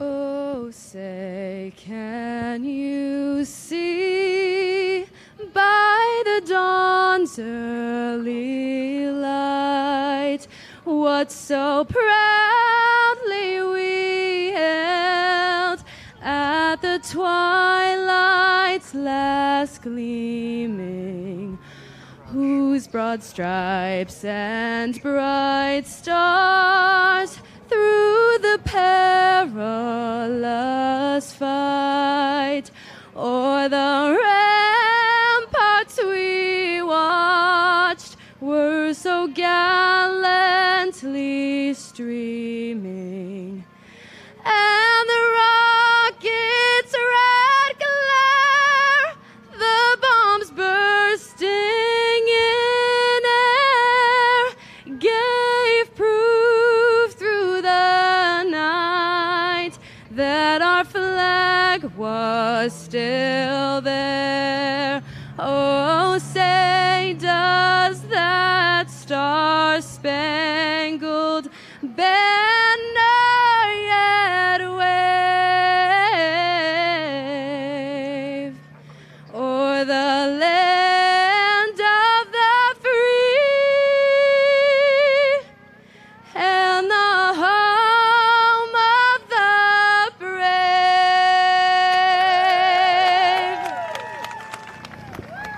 Wow, Samantha Norton, thank you so much. Absolutely beautiful. We need everybody to clear the grid as soon as possible. And Jonathan, I'm going to send it back up to you in the booth. Thank you, Ben. We're looking high above the Lime Rock Park Tower, which is now the Skip Barber Tower, named this weekend for the great Skip Barber, who has pretty much dedicated his life to motor racing, made it to the dizzy heights of Formula One, was a perennial member of the SCCA, did a bit of Trans-Am, did 3 Trans-Am races, in fact, best place of 5th. So, well-known figure here, but he is probably most famous for his school, the Skip Barber School, which started in 1975 and continues to this day. He no longer runs it, but his name is emblazoned on every driver that takes the chance to get a license or a certificate from the Skip Barber School. And so, congratulations. And by the way, Skip Barber, as we call it, the 24, the year of Skip, has just been inducted into the Motorsport Hall of Fame, and he was announced in Los Angeles a few weeks ago. Got a chance to talk to him about some of his great memories, and he continues to love his motorsport and was here yesterday, and I'm sure he is here today somewhere, but not as part of the official proceedings. Well, the wind is picking up, and I hate to say that usually does indicate that there's weather on the way. We've been told or estimated that it shouldn't come until about 3 o'clock, possibly. So we could get this in before that actually happens. So that would be good news. Either way, we want to run the full 100 miles. And if you've not been watching Trans-Am this year, it's been a really interesting season, because coming into the season, we started at Sebring. And right from the get-go, Paul Menard was looking very strong indeed in the Menard's Ford Mustang. He took victory there, and funnily enough, Dyson came together with, of all people, Ernie Francis Jr., who was making an appearance right on the first lap. So it was not the great way for Dyson to defend his title, because he did not get around at Sebring. And in fact, it was Menard, Wally Dollenbach in second place, and Amy Ruman on the podium.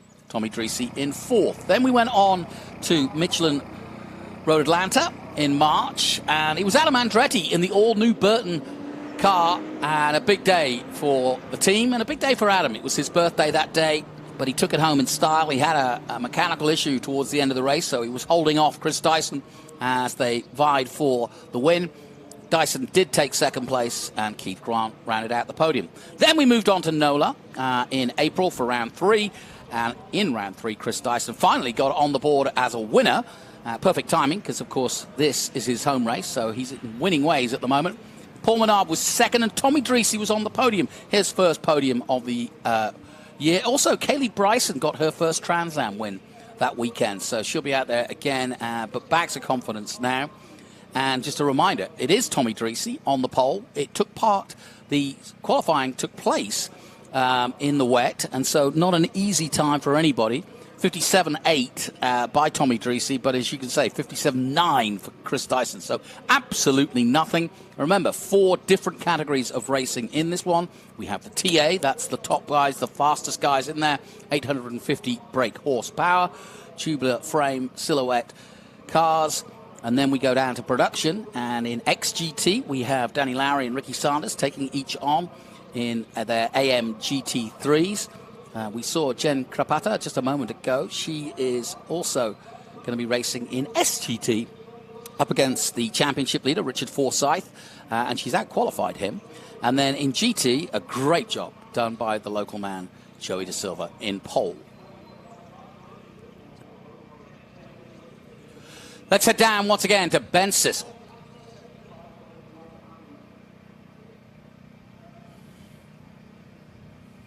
Well, thank you. We have a very special treat, ladies and gentlemen. I've got my friend Pius here with the Winner's Circle Project, something that we've been a part of in the Trans Am series for the last 4 years. They did it here for the first time just Friday. They ended their school year here.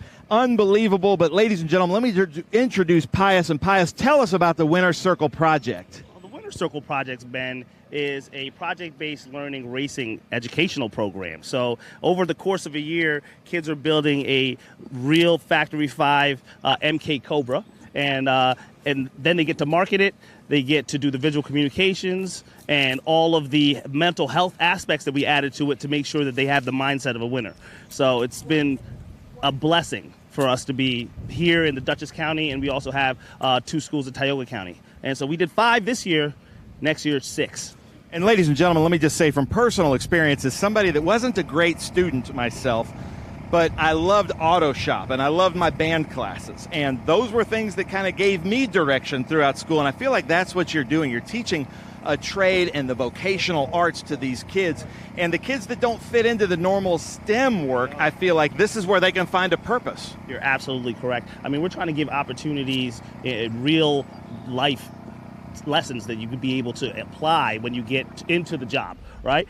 In fact, we have 2 of our students here that are working the pits today. Yeah. So I'm just excited for all the opportunities coming, and I couldn't be more thankful. Lime Rock Park. We got to go. Sorry, yeah, Dickie Regal, thank you so much. But we've got to go because you guys are about to deliver the most famous words in motorsports. Take it away! Racers, start your engines!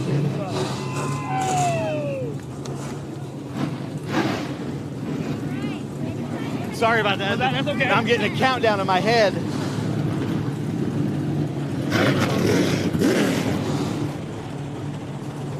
And with that, the hills are alive with the sound of Trans Am. It's been that way since 1967 here at Lime Rock, and we've come back on this favoured Memorial Weekend Classic year on year, and we're in for some great racing.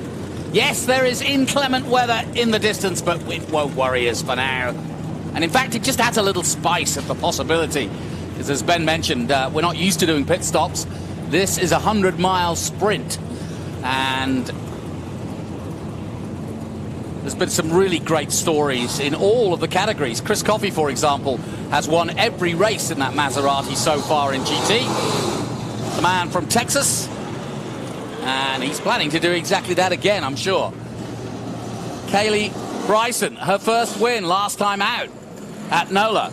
And how about this man, Tommy Dreese, the Hollywood superstar, as I call him, but the Greek wonder, former Trans Am champion himself, and behind him, the multiple Trans Am champion and multiple winner here at home at Lime Rock. It all started for Chris Dyson back in 1994 when he took the Skip Barber School right here. So you want to see a parallel?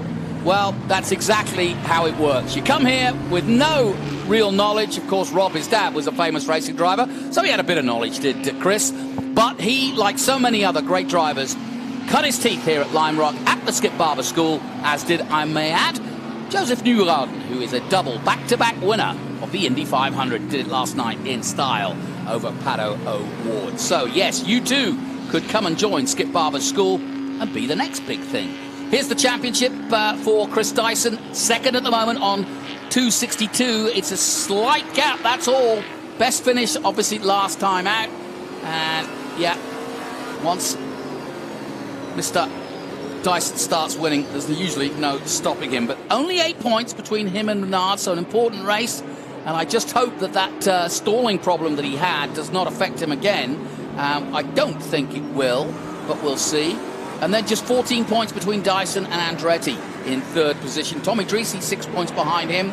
So a chance for a good points haul for Tommy if he keeps it on the straight and narrow. And Amy Ruman currently in fifth place, just 6 points behind her arch nemesis, Tommy Dreese. Yeah, but with the points being so tight as they are, you can't count anybody out. You know, Amy Ruman knows how to win championships. Unbelievable. But speaking of the women in racing, Jen Carpata doing really well with us in the Trans Am Series. And then Kaylee Bryson, like you were just saying, just won last time out with us at NOLA Motorsports Park. But then she went and became the first woman ever to win a USAC national race. Here's your grid then. Tommy Dreese on the pole alongside our current champion, Chris Dyson. Adam Andretti already a winner at Road Atlanta. Paul Menard likewise at Sebring. So a really top-heavy start to the race. Joey De Silva, great qualifying for the local man alongside Amy Ruman, the two-time champion. Chris Coffey leading in GT and alongside David Hampton, who's giving it everything. Jen Carpata, who you just mentioned, from Island Trees Auto, and alongside local man Michael Sire. Richard Forsyth leads the way in SGT. Colin Cohen in GT, and then Kaylee Bryson, who you just mentioned there. Danny Lowry for the Bennett's Bridge Hall team, and Ricky Sanders, his teammate, starts just behind in the 43. And the Hula Lady is in full song, as you can see. She's strumming away. That tells us how the G-force works here. And we were talking about Danny Lowry, who's representing wreaths across America. Yes. I was talking to Renee Worcester about that, and they are going across America in this beautiful, like, Suburban, putting wreaths on the gravestones of fallen soldiers and doing their job here for Memorial Day. Yeah, that's a really nice color scheme, and we'll point it out when we see it up close. But yeah, really nice effort there. And wreaths across America, I hadn't realized until I read up on it, millions and millions of wreaths. They go ahead and go all around America and make sure that the veterans are never forgotten, as we won't. Here we go then.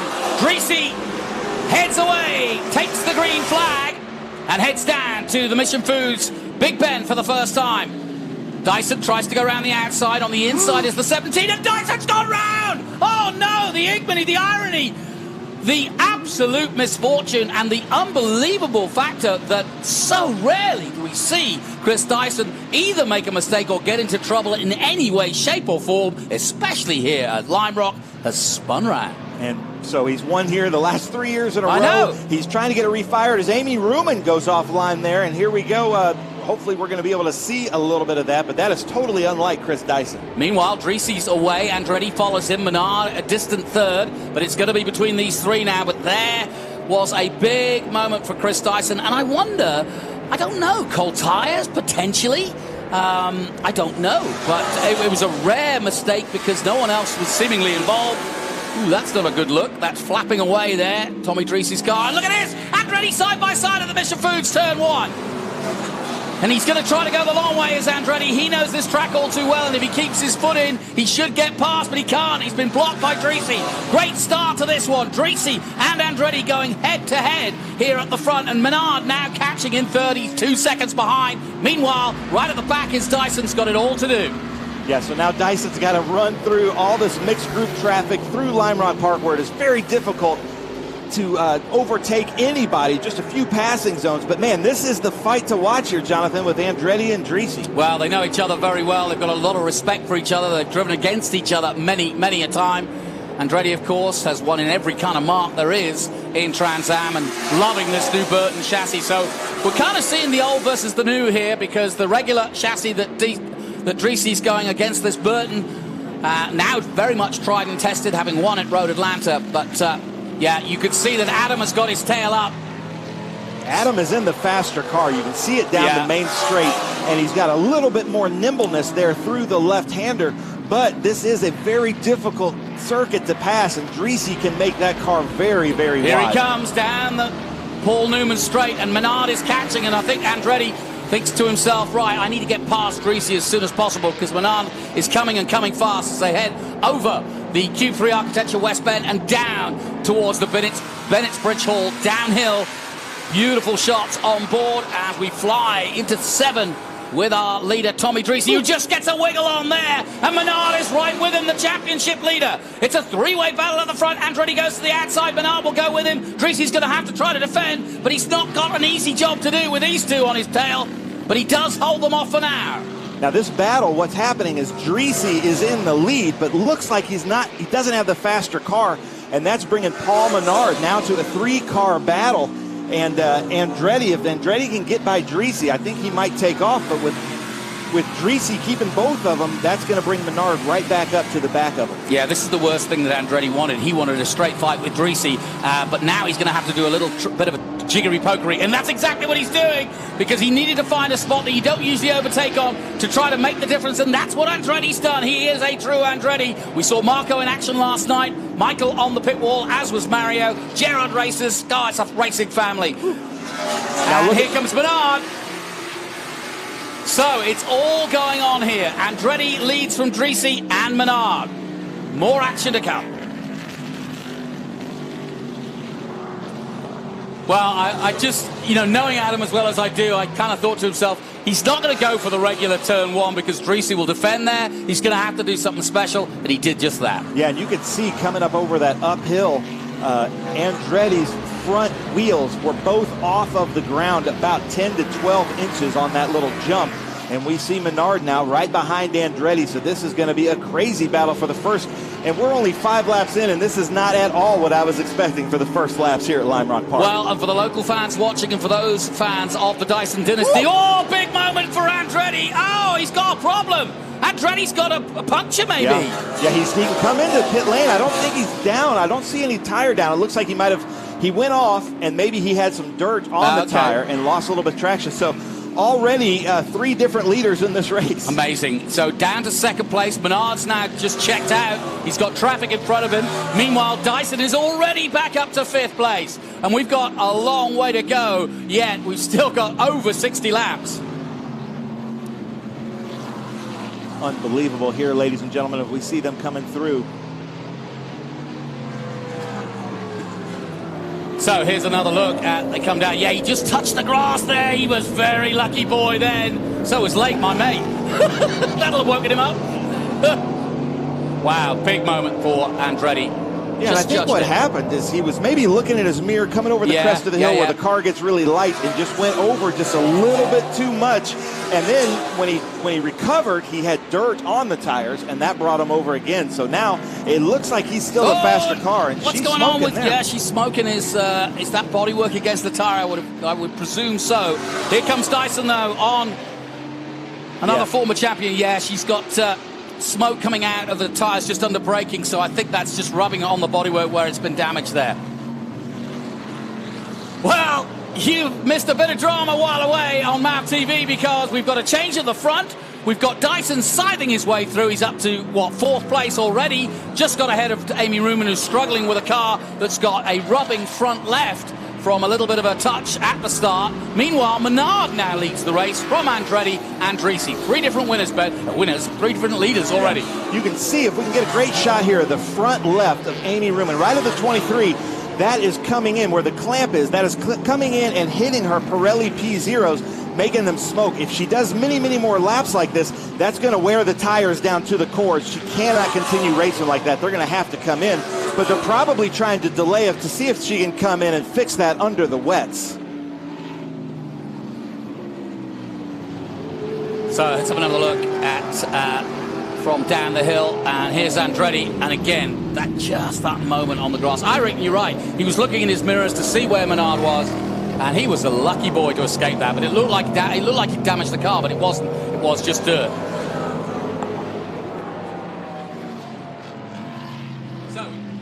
So we head back now and look at some of the production class drivers as the leaders coming through. Here's Menard. Yeah, so whatever the issue was with Paul Menard at the start of the week, we thought we might lose him, but we got it started. He was stalling early on. Yeah, and he wasn't able to start it at the grid, but was still able to make our grid. He wasn't late to the grid. He made the grid. Then he couldn't start it at grid to move it to the fan walk as Andretti goes around David Hampton in that GT car, who is currently leading our Western Championship. And now we're on board Danny Lowry and our Hula Girl. And you saw from our EMCO lap leaders, 4 laps for Menard, but 3 different lap leaders already. And the Hula Girl is going crazy inside Danny Lowry's car as he comes through 7. That's Lola. It is Lola. He's named her, has he? Yeah, Lola. Wow, look at her go. Yeah, she's doing the punk rock today. I know, that's some heavy metal, Hula Girl. So Dreesy still in 3rd position, but recovering well, having led this race early on. Dyson now 4th, and he will be coming into the equation. But that is typical Dyson here at Lime Rock. It doesn't matter if he starts last or spins in the first corner. He's always going to be a factor here at Lime Rock. Paul Menard able to kind of breathe a sigh of relief with 2.8 second gap with Andretti behind him as he's coming up to lap traffic. But you could see taking the faster line through Mission Foods turn 1 because he's not having to take that defensive line. But we're still seeing smoke out of the front left of Amy Room, and hopefully Dave Skinner is going to bring her in, or maybe they're looking at the weather and thinking the tire is going to last until they put on wets, but that's going to wear that tire out fairly quickly. Yeah, it's a double-edged sword, isn't it? She doesn't want to be dangerous, but she wants to keep going. Interestingly enough, XGT at the moment led by Ricky Sanders in 6th place overall. Danny Lowry in 9th, that's his competition. GT still led by Joey De Silva. He's dropped a spot overall, but he still leads quite healthily in SGT. And in SGT, Richard Forsyth, the championship leader, leading the field there too. But ladies and gentlemen, I want to say this is the bull ring. So if she did come in and change it, she's afraid of going a lap down because this is a 50-second lap. And I'm not sure that she can come in, change the tire, and get out. So she doesn't want to go a lap down. So maybe they're waiting for, hopefully they're probably wanting a full course caution or anything that can keep her from having to come in, because she will probably go a lap down just to change that one tire here at Lime Rock Park. Well, I was saying that Danny Lowry was in 2nd. He's just got past Ricky Sanders, so the battle is on for XGT and the 2 teammates from Bennett's Bridge Hall going at it. But it's Paul Menard leading the way by 2 seconds in traffic. He comes up on the GT champion leader, Chris Coffey of Texas. Coffey currently in 8th overall. Menard passed him, but of course that's quite normal when you've got these 850 horsepower beasts up against mere production cars. And I say mere, they're pretty good racing cars in themselves, but you can't beat the muscle of an 850 brake horsepower Trans Am car. No, but you know, half a second gap now, even a further gap, and you can see Amy Ruman has come in. You can see Dave Skinner there, changing out the tire, and you can see all the body damage. Now, was that the body damage? Did she hit the back of Chris Dyson? Is that what that's from? That could be. You know, I don't know. It looked, I mean, well, we'll have to take a closer look at it. But, yeah, Dyson was, like I said, a very rare problem for Chris Dyson. Well, Amish got a great shot of it there at turn 1. Look at that. Oh, she did a great job to keep that going. Yeah. Look at that tire. What a mess. And just barely came in on time, because you can see that was truly My cutting God, the it looks tire like a away. chainsaw's been around it. Boy, she took some rubbing on that. That must have been so hard to drive. So now what they're going to have to do is take a hammer and hit that bodywork away. As you can see Dave Skinner doing that. But there is Have you still Tommy got your baseball Dreesy. bat? Yeah, we might have to bring out the Louisville Slugger. Here is Chris Dyson then, in 4th position in the Jim Wheat 16. Synonymous with this circuit and with those colours and with the championship. He's made a name for himself for sure. He certainly stepped out of the shadow of his famous father. Now the curator at the museum at Indy. So took a flight yesterday after the Indy 500. Came back to join his boy and watch the famous Lime Rock class. On board with Chris Dyson, and I'm seeing he looks pretty relaxed for Lime Rock, as much as you can relax here as he goes over the uphill. And the car sounds good. I didn't see any damage on the right rear where Amy would have hit to make him spin like that. So maybe that wasn't where it happened. I honestly don't think he was hit, because that's what shocked me so much, is that it wasn't like it looked like, as we see the MCO gears, lap leaders, now Menard moving it to 9 laps, and that's because in those last few laps he's led. And we'll keep you an idea on most laps led. That's a point scoring position, remember. That's why it's important. You get a chance to score points for pole. Obviously, the result of the race and fastest laps and most laps led. So unfortunately, with that tire change, Amy Ruman is going to go a few laps down with these 50-second lap times that we're getting here. That's just a tall order for any kind of teams, especially TransAm teams that aren't used to having to change tires through the race. But she was wise to come in, because you could see it was truly cutting down these Pirelli P0s. Yeah, just to explain, it's very important that she stays out if she can get out, because there's only, a few cars scoring points in TA, and you get over 100 points for the win. As look at this traffic that the leaders are having to deal with now, and this is really going to test the mettle of these fast TA drivers, because the production cars are aware. The marshal's doing a great job. As you can see, there's just not a lot of room, is there? There isn't, and I'm seeing some front end damage from splitter damage on Kaylee Bryson's yellow Corvette. So hopefully, when we get to the Cube 3 architecture turn, we can get a close-up of that yellow Corvette's front nose. Her splitter is bouncing up and down on the ground, so she's got some damage to the front end that's really going to affect her. You can see that there in that shot. See how that's bouncing right there? Yeah, I see it, yeah.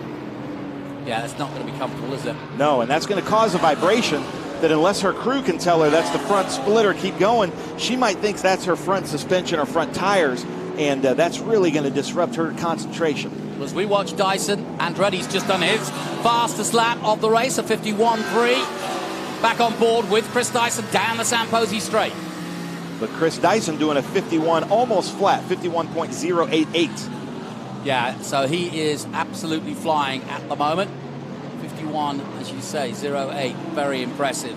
Given that the leader's on 51.02, so he's on the same pace as Menard at the front. So Menard, first time here, really showing us some speed in this Master Force Tools 3 GT car of Paul Gentilozzi. Yeah, it's a good story, Paul Menard. He obviously raced at the top of NASCAR for, over a decade. And, of course, the famous Menard name is associated with motorsport and has been for many a year.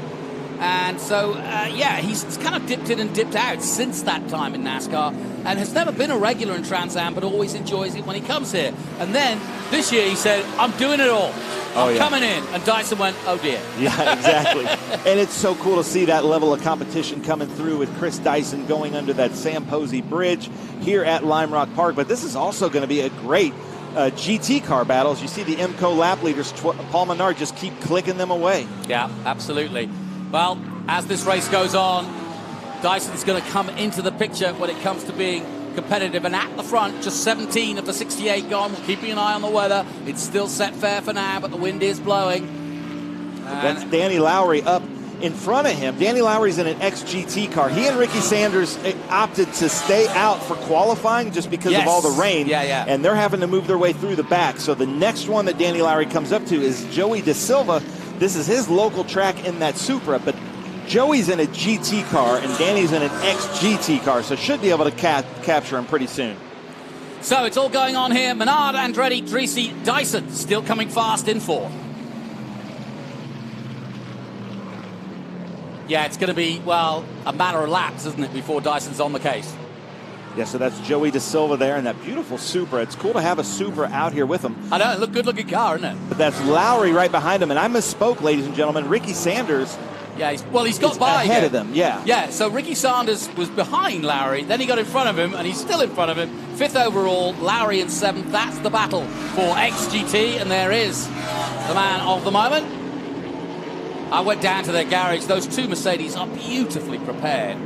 Now, it's the other car that's got the Wreaths of America on. We'll see Danny in a moment, but that's Sanders leading the way in XGT. And Ricky Sanders, it's funny because you talk to him and he has the same accent that I do, obviously from the South, and a long-time, Cup driver, late model, stock cars. So it's really weird, if you know Ricky Sanders, to see him in an AMG Mercedes sports car. Yeah, it does seem incongruous, doesn't it? He's a stock car man. And then with he and Danny Lowry's accents, sometimes it kind of throws people because they're used to people coming out of those cars with European accents, but they have pretty thick Southern draws like myself. Yep, and if you don't know Bennett's Bridge Hall, a big digital transportation company, a massive one. In fact, all female run, but it's a family affair. Danny Lowry, all part of that big family that is, and very successful, and a huge supporter, I may add, of TransAm. So great to have them on board, and we'll watch Danny Lowry continue his strip through the field in this beautiful Mercedes. And motorsports as well. You know, they're doing really well in the Xfinity series. Yes, that's right, yeah. But you can see Tommy Dreese kind of taking that defensive line. And I got to tell you a little story about the camaraderie. Tommy Dreese's son, Jagger, is here with Chris Dyson's son. They've been driving golf carts around all weekend, having the best time. I came into the hauler, and they were hanging out together in Dreese's hauler. So you've got father-sons having fun, battling it out with the kids having fun. Why not? Exactly how it should be.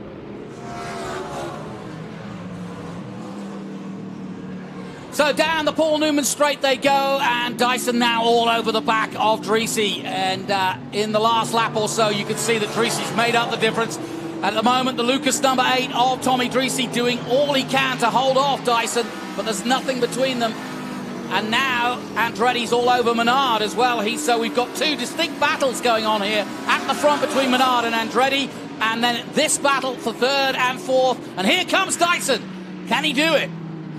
Oh, he's right on the inside, but Dreese's not having it. Making Dreese nervous, though.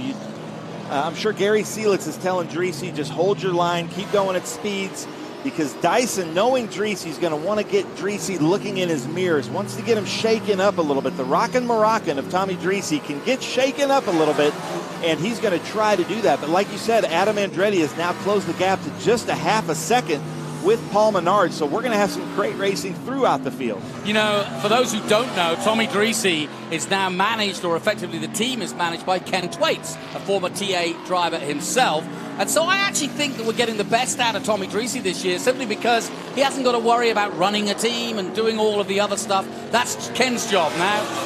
And I just think it's helping Dreese in his driving. Yeah, and then you've got all the knowledge of Paul Gentilozzi and that 3GT team, Rocket Sports. And a lot of those crew members have been with Rocket Sports and Paul Gentilozzi for 40 years. A lot of the crew people in Chris Dyson's team have been with Chris Dyson and Dyson Racing for 40 years. So it just is a family affair here. Talking of a family affair, it's about to get very, very friendly between these two, Menard and Andretti, because Andretti is using the traffic well in the top line of number 17. There's the gap you see as they come down the hill once again. The Bennett's Bridge Hall downhill into 7, and now trying to use the traffic. They go past Chris Coffey down the San Posi straight. Menard leading the way. The gap less than a second now as Andretti closes it further. Here he comes, and coming fast. Yeah, and this can be kind of a pick and roll moves when you come up to the lap traffic like we do in this mixed class racing. So you might see sometimes the gaps might drop to 2 or 3 seconds, and you wonder why, and that could be because of the lap traffic. But right now it looks like Adam Andretti has a clear field ahead of him just to get Paul Menard and try to get right up into the back of Paul Menard in that beautiful top-liner Chevy Camaro. You know, and it's a joy to see our top 4 with so much experience in this kind of racing. Adam has been around here for a long, long time. Started off in single-seaters, did Formula 3 back in the day, and so has got plenty of hours behind him. He's also one of the few drivers to win in every mark at TransAm. And then you've got Paul Menard, a massive career in stock car racing. Only turned to TransAm the last few years. But we're thinking that Dyson's finally going to make his move, and I think he's done it, because Dyson was all over the back of Dreese. And let's take a look at what happened. Here it goes, Ben. Up the inside, well, textbook overtake. That's how you do it. Well done. So Dyson goes through from the back, I may add. Didn't surprise me, though, because I knew that if the car was okay and he wasn't tapped, which I don't think he was, and Dyson back up to third and now very much in the hunt for this race. 24 laps gone. Plenty of time for Dyson. That's almost ominous for these two out front. You know, what I see there is I think I see Ken Twaits, maybe who's out spotting for Dreese, saying, Dyson's just faster. Get behind Dyson and learn how he's pulling these fast laps. You know, nobody has more laps here in this race than Chris Dyson. So if you want to follow Chris Dyson around and really learn how to be fast around here, and that may be what Ken Twaits or Gary Seelitz is telling them to do, because we're so early on in this race, anything can happen. And then they might say, now attack Dyson with what you've learned. Yeah, and if you're a sim racer out there wondering what the tricks of Lime Rock are all about, well, go online and look up Chris Dyson, see if you can find him. Yeah, exactly. And to be honest, if you got hold of him, he'd love to give you some insight into Lime Rock. He knows it like the back of his hand. And there's Danny Lowry, the Reeds Across America Mercedes-AMG, just behind these two as they come through Cube 3 West Bend down to the Bennett Bridge Hull Straights. But man, that top liner car, all of a sudden, Adam Andretti has found some speed in that, and he's really given a mirrorful to Paul Menard. Yeah, and also I think Andretti will be thinking that he and Menard should work almost like a peloton together to try to stay away from Dyson as long as possible. Because as soon as Dyson gets on at level terms with him, it's going to be a three-way battle, and that's the last thing these two need. Yeah, these two cannot communicate in the radio, but I know that Adam would love to say, hey, Paul, I'll just stay behind you for a while if we can draft and get a little bit faster, because we've got to keep the 3-time in a row winner here at Lime Rock Park in his home track way behind us, because they know he's coming. And the last thing they also want is a double yellow to bring him right up behind him. Well, the EMCO lap board told us that 21 laps now led by Menard. And like we said, points for most laps led. And again, dives out of 7. In the sunlight here, no rain yet. And the wind, in fact, has died down, so that's good news. I think we're going to get this in, you know. And they're coming up behind Amy Ruman, so great to see Amy Ruman back out there. She's down a few laps, but this is still big points day for her. Yeah. So she's going to have to go out there and finish the race the best that she can, as they're going to be coming up here behind Colin Cohen and some of these production cars. And Kaylee Bryson, it looks like, or is that Michael Saya? But they're coming up to lap traffic, so this might be where the chess player of Adam Andretti finds some speed here and maybe a way around Paul Menard. Yeah, it's going to be, I mean, they're equally yoked in terms of speed for sure, but it's going to be a nice move by Andretti, and the use of traffic may be. Likewise for Amy Ruman. She's had a good start to the year, 5th overall at the moment, just behind Dreesy. Just a bit of bad luck at the start there, and I don't know who she tapped, but here comes Menard now. Breathing down her neck in the Corvette 23 McNichols. Family are here. I saw a mum earlier this weekend. And I said, no problem so far. She said, fingers crossed. Yeah, now Paul Menard's done exactly what he wanted to do. Yeah. He put Amy Ruman between he and Adam Andretti, and now he's going to try his best to make a gap. But Amy, who loves Adam Andretti, good friend, saw Adam behind and just, you know, let him over, as she should, because that's not her race anymore. Her race is to finish the race the best that she can. She's too many laps down. She's not going to be able to catch that, so she's given Adam everything he can get to bring the fight back to Menard. Yeah, the gap officially 0.7, and as they go through the traffic, it's going to change each and every time they pass a car. And Menard at the moment doing a very good job of making the gap substantial between himself and Andretti, but Andretti's now clear that as they come onto the Sam Posey straight again. Another lap completed, 29 gone. So David Hampton right there behind Jen Kirpata.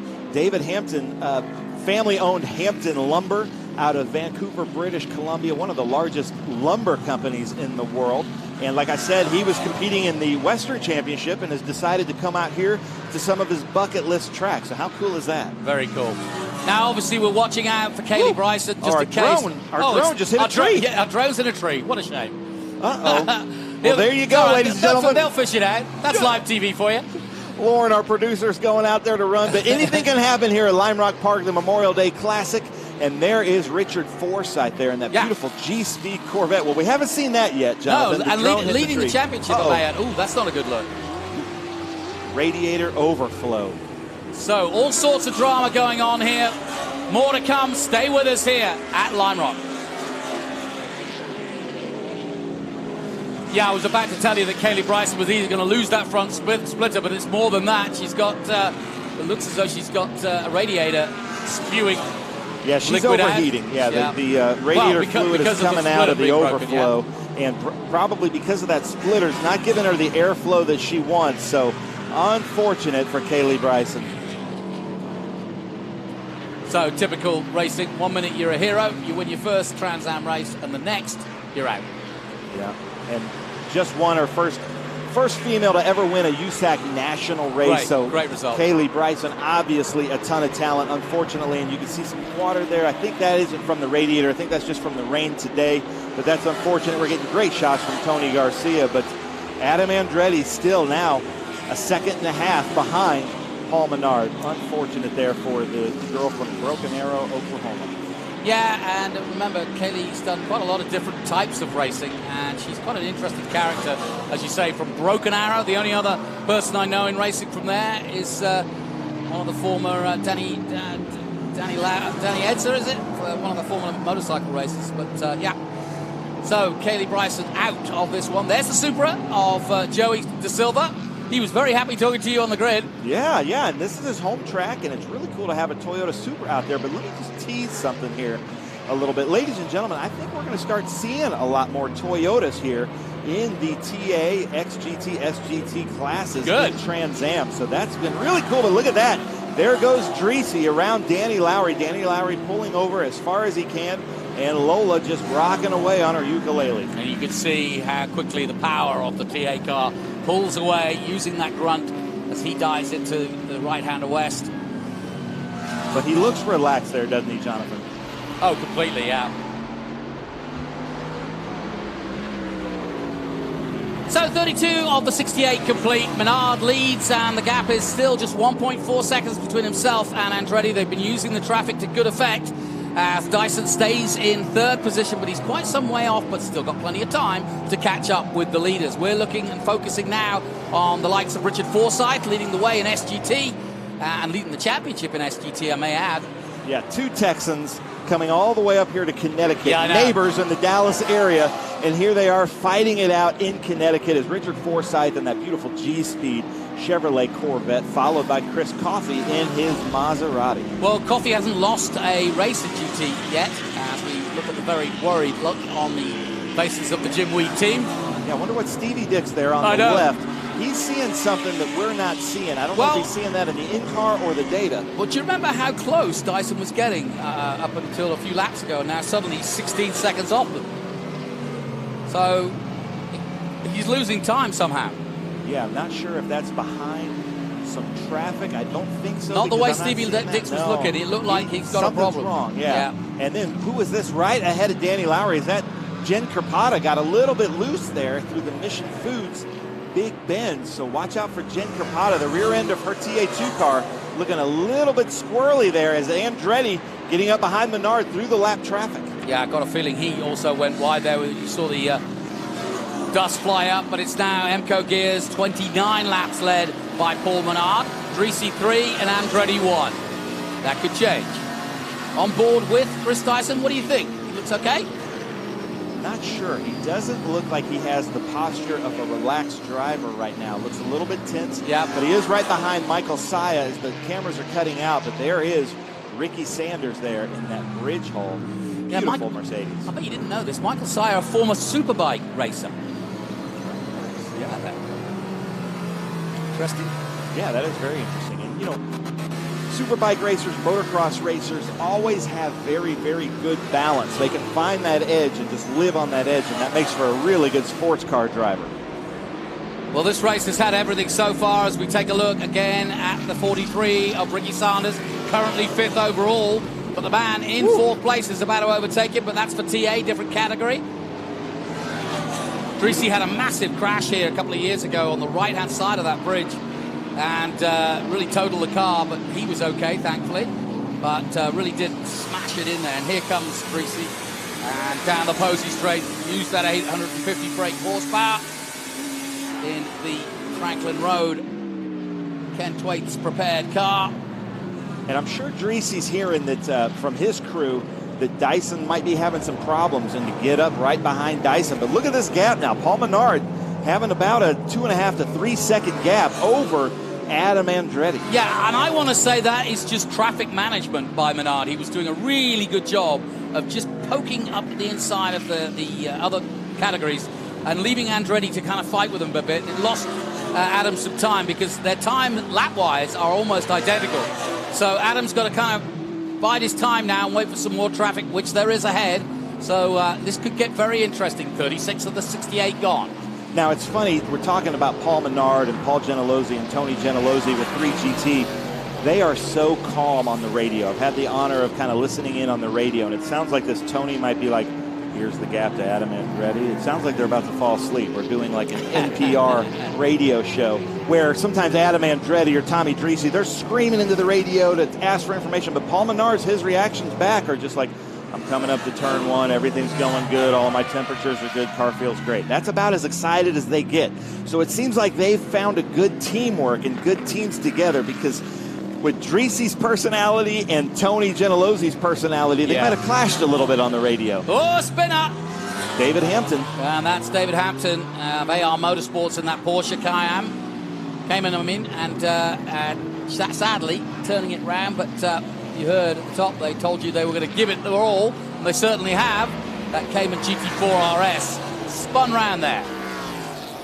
Yeah, but he's still doing well in the GT class. And the GT class, it goes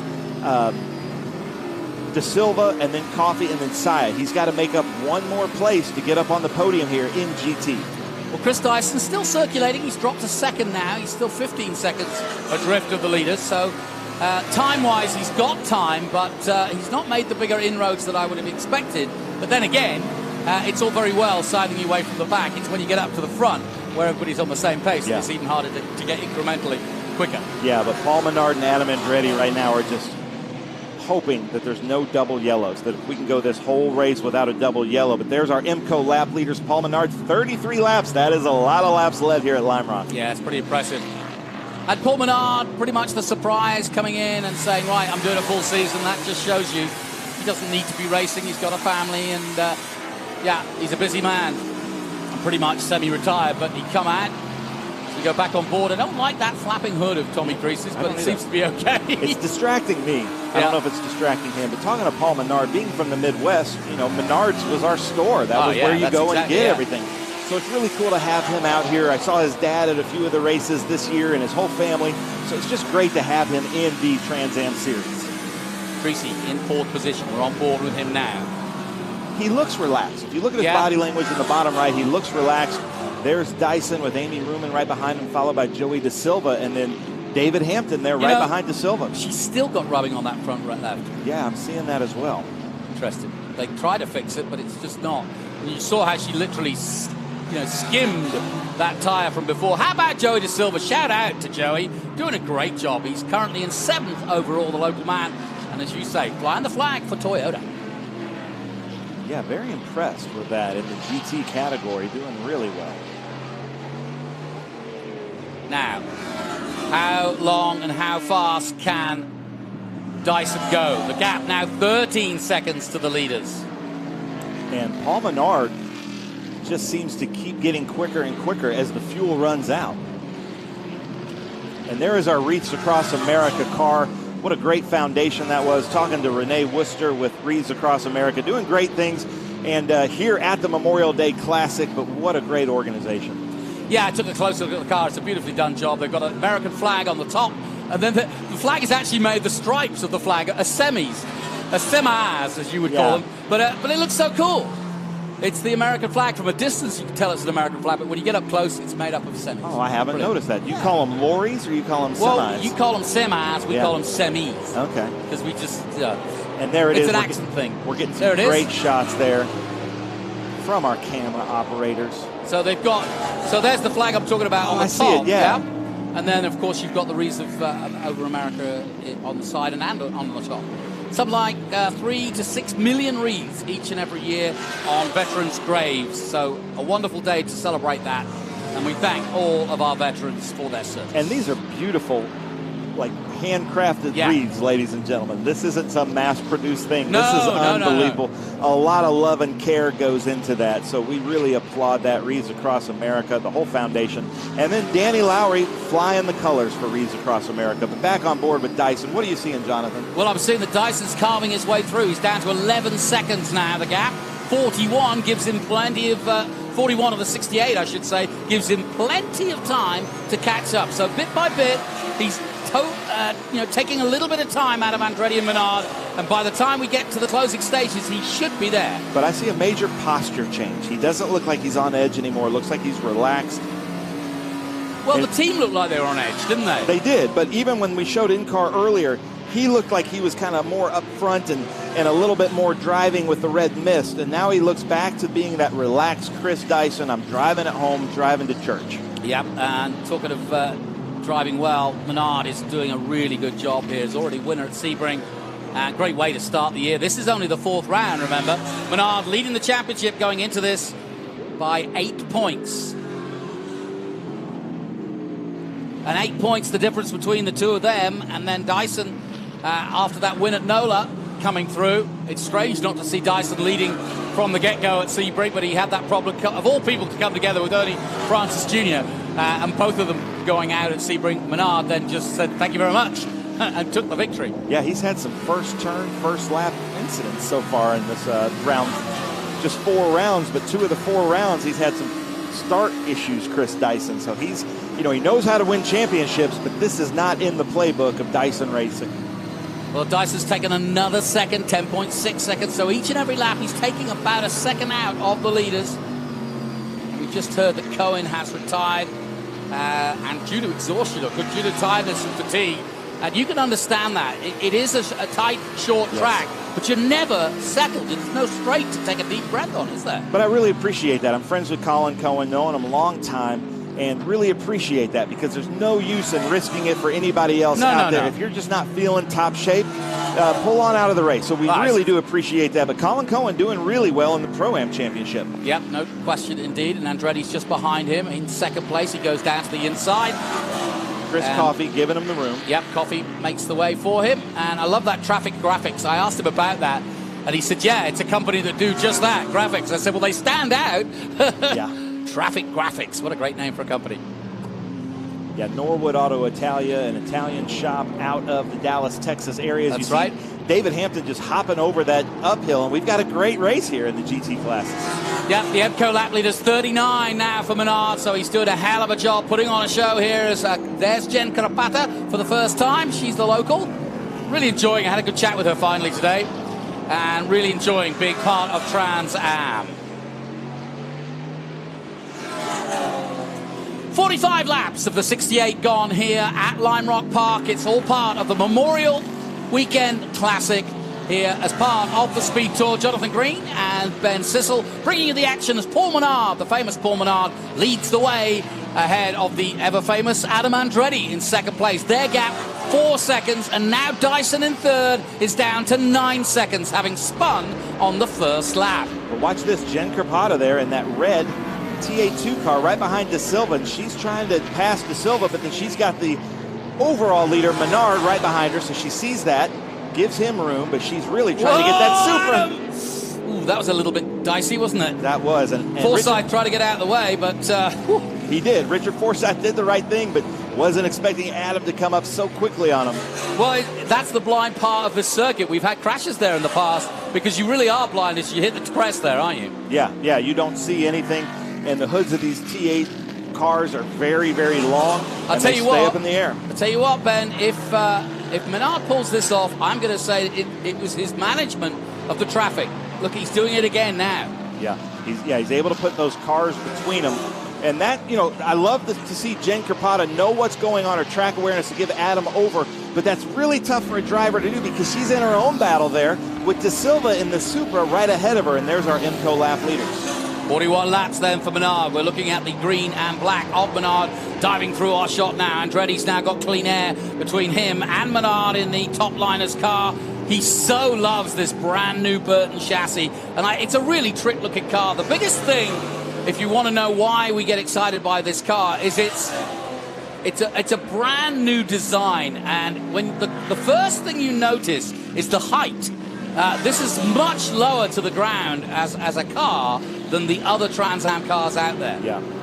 Yeah, the TA class itself, it's got a really narrow rule book, and you can design the cars however you want. It's an innovator's class, and Claudio Burton and Damon have done a great job with that. Damon Lockhart, they basically put all the weight between the wheels, and that's making for a very fast car. Well, here we go.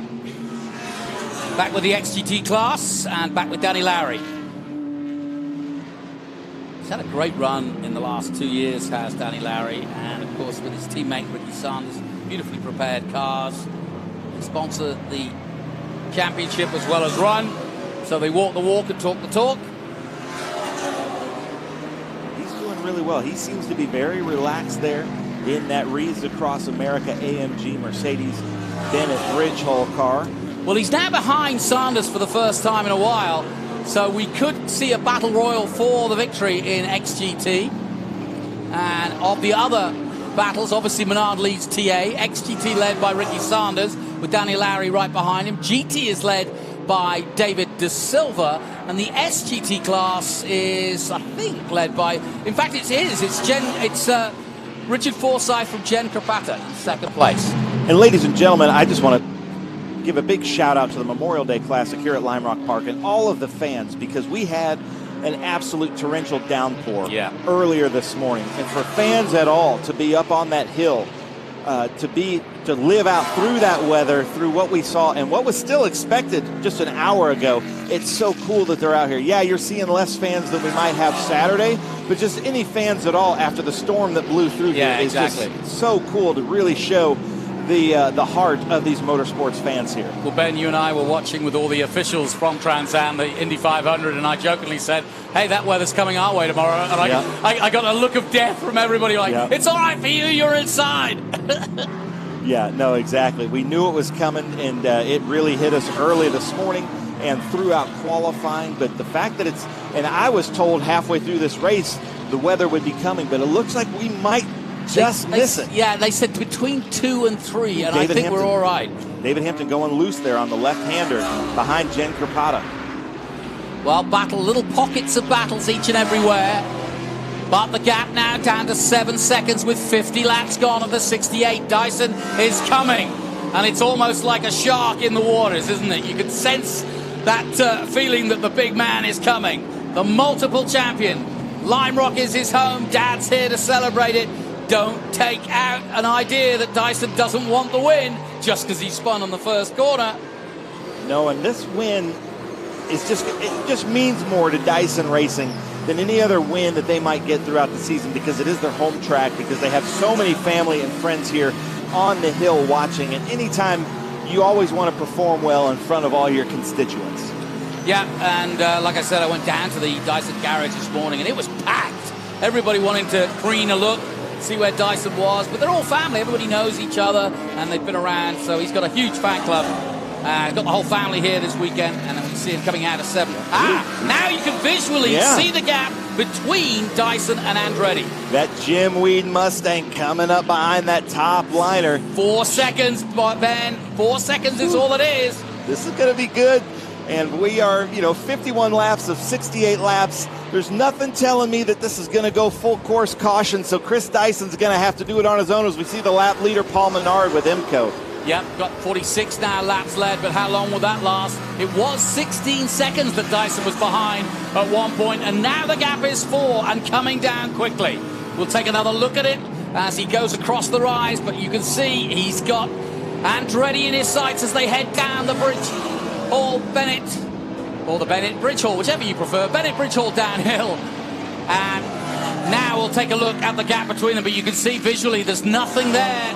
And the gap is officially 3.7 seconds. Ooh, he's moving. I'm seeing like about 3/4 of a second a lap. Is he gaining on him? Yeah. I'm seeing some tape. I saw Damon Lockhart was using some gaffer's tape on the top. There's some loopers on the top of Adam Andretti's car to keep the rain out. But now that tape is coming loose, and that's going to be kind of distracting. Well, I'm going to keep an eye on Adam Andretti, because Adam's a wily old fox, and he's always told me that managing the tyres in TA is the key. And so with a 16-second gap, he was looking comfortable in second place. But now he'll be aware, his team will be letting him know that Dyson is coming fast. And now, in order to get from 16 seconds to 3, he's going to have to use his tyres, and he has used his tyres. And I reckon that Andretti, smart as he is, may well be able to go up another gear before the end of this race if Dyson starts to really attack him. He's on a 51.7 at the moment, is Dyson, and likewise Adam Andretti 52.5. So he's kind of, not on the same pace as Dyson. That's why he's catching, but I reckon he'll up the gear in a moment and hopefully hold off Dyson, for him anyway, towards the end. The home fans, though, they want Dyson to come through and take Andretti and Menard. Wouldn't that be something? Unbelievable. Yeah, I'm sure Damon and Terry are telling Adam the gaps. I'm sure Matt and Stevie Dix are telling Chris Dyson what's going on, but Adam Andretti can see Paul Menard ahead of him, and then Chris Dyson can see Adam Andretti ahead of him. Yeah, and Andretti doesn't want to get stuck here. This is a classic corner. You don't want to get stuck into turn one, and they're trying to use the traffic down the mini straights that there are. The Samposi straight is the obvious, but there you can see the gap between them. It's now 2.7 seconds for the Jim Weed 16 of Dyson. And he's coming fast, but it's Menard by 7 seconds ahead of Andretti. Dyson in third, Tracy still fourth. This has been great. It sure has, but now they're coming up on Jen Krpata, and she's in a TA2 car that's very fast. You can see that she's just pulling over. She knows this isn't her race. Really appreciate that. I love the racing driver that Jen Krpata is becoming. I met her actually on a track walk at Road Atlanta a couple of months ago, and she was really taking her time on the track walk, looking at it from every angle. She really is a student of this sport. Well, Dyson's got stuck behind her for a second. He comes under the bridge and overtakes her, and now he's got, again, his eyes firmly set on Andretti, but he's lost a little time there trying to get past Jen Krpata, and the gap goes back to 3.2 seconds, so a bit of a reprieve for Adam Andretti there. Jen Krpata representing the Island Trees Auto Chevrolet Camaro. I've not heard of the Island Trees Auto. I haven't either, but it sounds delightful. Yeah, it does. But look at this gap right now. Dyson right behind Andretti. They're behind Chris Coffey. Chris Coffey hopefully gives way here. Yeah, he does. Yeah, he does. Through the Paul Newman straight. Back on board with Greasy. Greasy still holding fourth. Sanders still leading in XGT in fifth. Lowry right behind him. De Silva leading in GTs in seventh. We were down the Samposi straight. I got to meet Samposi on Saturday. Very cool. And how cool is that? As commentators, you know, he's a great race car driver, but also just a great commentator and just huge in He was motorsports. also a great voiceover for Formula One in the NBC days and did all their opening titles. He always had a great script for that. Love Samposi. I'll tell you a funny story. He used to write these on yellow legal pads, and he would use the greatest adjectives, and was a writer. Oh, yeah. You know, just a really smart driver, writer. But I guess at some point his house caught on fire, and he lost a lot of his writings. So at night, he would put those legal pads in the freezer.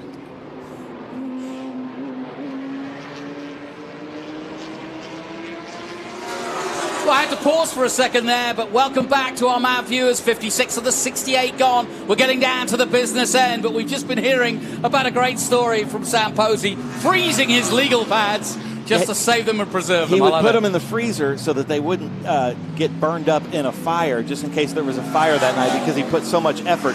But there's Andretti. There's Dyson closing that gap. We've got a but doozy. Adam Andretti, the gap is increasing between Menard and Andretti. So Dyson, right now, I believe the fastest car on track. Yeah, Menard's gap now. So Menard has just got the clean air and basically has got time to get past the traffic. Is 8 seconds to Andretti in second place. And Menard confirming at EMCO Gears leaderboard, telling us 52 laps he's now led, which is pretty impressive. But Andretti is now under massive pressure. The gap was 1.8. They'll cross the line again. Greasy, though, in fourth position, still going strong, but he's some 33 seconds adrift. But now you can see Dyson crawling over the back of Andretti as they come under the bridge, down the Bennett Bridge Hall downhill and into 7. So where can Dyson take Andretti? Because he's not that much faster than him to be able to catch him into this. So there's going to have to be a move here that Dyson makes that he probably would consider a low probability move. Yeah, there were 0.2 between that last lap, so you can see it visually. There's nothing between them, but Dyson definitely looking very strong and looking for a way past Andretti. This is the battle for the podium. Andretti knows he's in a good place in the championship. The last thing he needs to lose out is to Chris Dyson, but he also knows that Dyson, this is his backyard, and he will fight to the very end for sure. But that's just going to increase that interval between Menard and Andretti and Dyson. And if I am Tony Gentilozzi on the wall, I'm telling Menard to just maintain, because he's 10 seconds behind. You can't make up 10 seconds in just 10 laps here at Lime Rock Park. Now 9 laps. Andretti versus Dyson, two of the biggest names in motorsport in the US of A. And here comes Dyson. Chris Dyson racing at home, crosses the line. Now the obvious overtake is here, but again, just fast enough to hold him off is Andretti. But here comes Dyson, and he's done it on the inside. Oh, superb stuff by Chris Dyson to take second away from Adam Andretti. And that was great driving.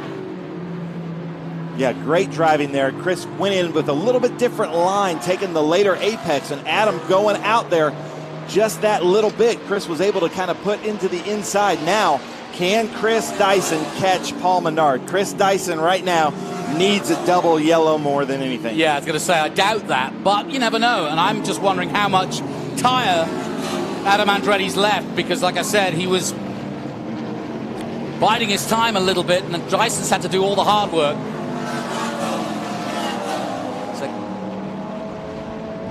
Let's take a look at how he did it. It was, well, textbook again, but not the way he did it last time. He didn't make it stick. Look, he came to the inside, didn't make it stick going into one, but then just held the line. And Andretti, having defended, had to go wide. That was the door open, and he took it. Well, this is a race that's had everything. 60 of the 68 in the books. Dreesy still fourth. Sanders still leading in XGT ahead of Lowry. Forsyth leading in SGT. De Silva leading in GT. Coffey right behind him in 9th position. And Michael Sire, the local man, in 10th. Amy Ruman still running, but in 11th. Yeah, Dyson's going to have to do a second to lap, and I just don't think that's possible. Paul Menard and the Master Force Tools Ford Mustang with 3GT is just been the class of the field this race. Well, anytime you can get a win, it's good at Trans Am, but Menard taking a win away from Dyson in his backyard will be a huge accolade and a great opportunity, because, of course, they're first and second in the championship, and if Andretti stays where he is at the moment, he will pick up valuable points as well in third. He's third in the championship overall after his win at Road Atlanta on his birthday. And back with fourth place, Tommy Dreesy. Tommy Dreesy's looking good in that Showtime Motorsports Lucas Oil MAV TV car. You can see his body language. He looks relaxed. I'm sure Gary and Ken are telling him just stay the course, because everybody right now is still working for the championship. Yeah, it's still a long way to go in this championship, but this is the fourth round, so we're starting to see. There's Dyson. Dyson has eyes on Paul Menard, but he's only got 6 laps to get there. Yeah, and the interesting thing, I've just started watching the wind pick up, and that usually, like I said, my weather radar in my head tells me that the rain could be coming soon. Just add a little bit more spice to this. Lola's going about it. She's in full dance moves. Whoa. I'm surprised she doesn't break a string with all that G-force, you know. Yeah. Yeah, that's unbelievable. That's some talent to be able to do that. That is talent right there.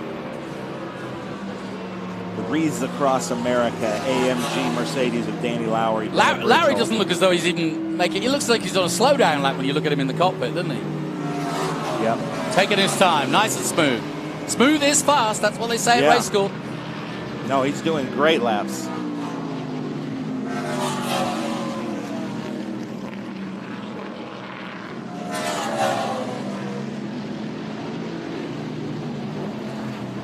.63 of the 68 gone then, and Dyson just passed Rapata. But did you see her give that to him? Yes. Like she's totally aware of what's going on, so we love seeing that, and I'm sure Dyson appreciates that. But Dyson's just going to come into view here over that Mohegan Suns billboard there from the track. But there's Paul Menard. There is our leader, and that car looks fantastic. Yeah, still got an 8-second gap to Dyson in second. Andretti's lost a little bit of time. He's still in third, but he's 4 seconds off Dyson now, so he's lost several seconds in the last couple of laps. So my hope of him having extra tyre, perhaps compared to Dyson, is fading somewhat. But then again, 6 laps is still a long way to go yet. There is Dyson, but that does seem to be about the same gap that we saw, like you were saying, yeah. So Dyson, this has been a crazy race for him, and any other driver would be pretty happy with a second-place finish if this is how it turns out, but he will not. You are going to see a very disappointed race driver on that second step if it stays like this. Well, for the overall championship, though, Dyson's doing exactly what he needs to do, because it could have, you know, I mean, remember what happened to Sebring? He didn't get to finish. So he lost a bag of points there. So this is great recovery from the champ. And as his dad pointed out to you on the grid, anything can happen at Lime Rock. Weather can change. Things go wrong. So you never say never, do you? No, yeah, anything can happen. You know, Paul Menard could get behind some weird traffic as he's coming up behind David Hampton here. You know, absolutely anything. We saw Tommy Dreesy go into the wall in the late stages of the race last year, so anything can happen. Yeah, and Dyson about to hit that traffic. coming through the Mission Foods Big Bend because he's right behind, 5 cars, as Menard has now cleared them all. Uh-oh. Oh, somebody spun round.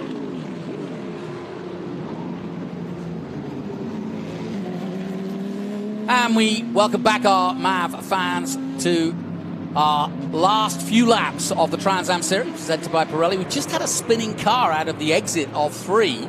But I hope they'll keep that going because we don't want to see another safety car. It's still Menard out front. The gap is 5 seconds, so Dyson is bringing it down bit by bit. Rain is imminent, but we think we'll miss it. Andretti stays 3rd. Dreesy still 4th. Sanders leading in XGT.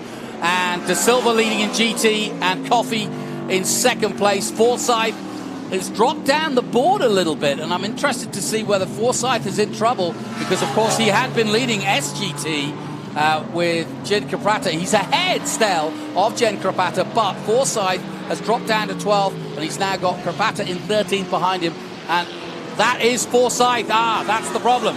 It's Forsyth who stopped on track.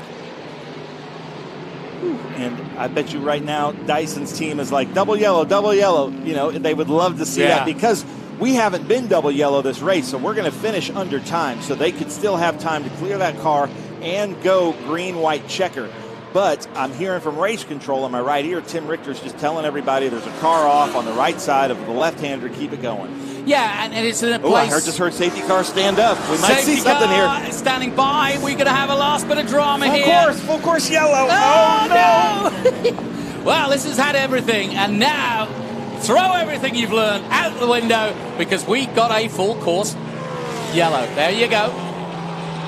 And the rain is potentially coming as well. We'll slow things down. Menard, he'll be kicking himself. Oh my gosh, this changes everything. I'm not sure what's going to happen here, ladies and gentlemen. But let me say, you saw Donnie Fuller there waving the green flag. Donnie Fuller, great father of 2 daughters. Jill Fuller, his wife, is here from the Hyde Park FDR school system.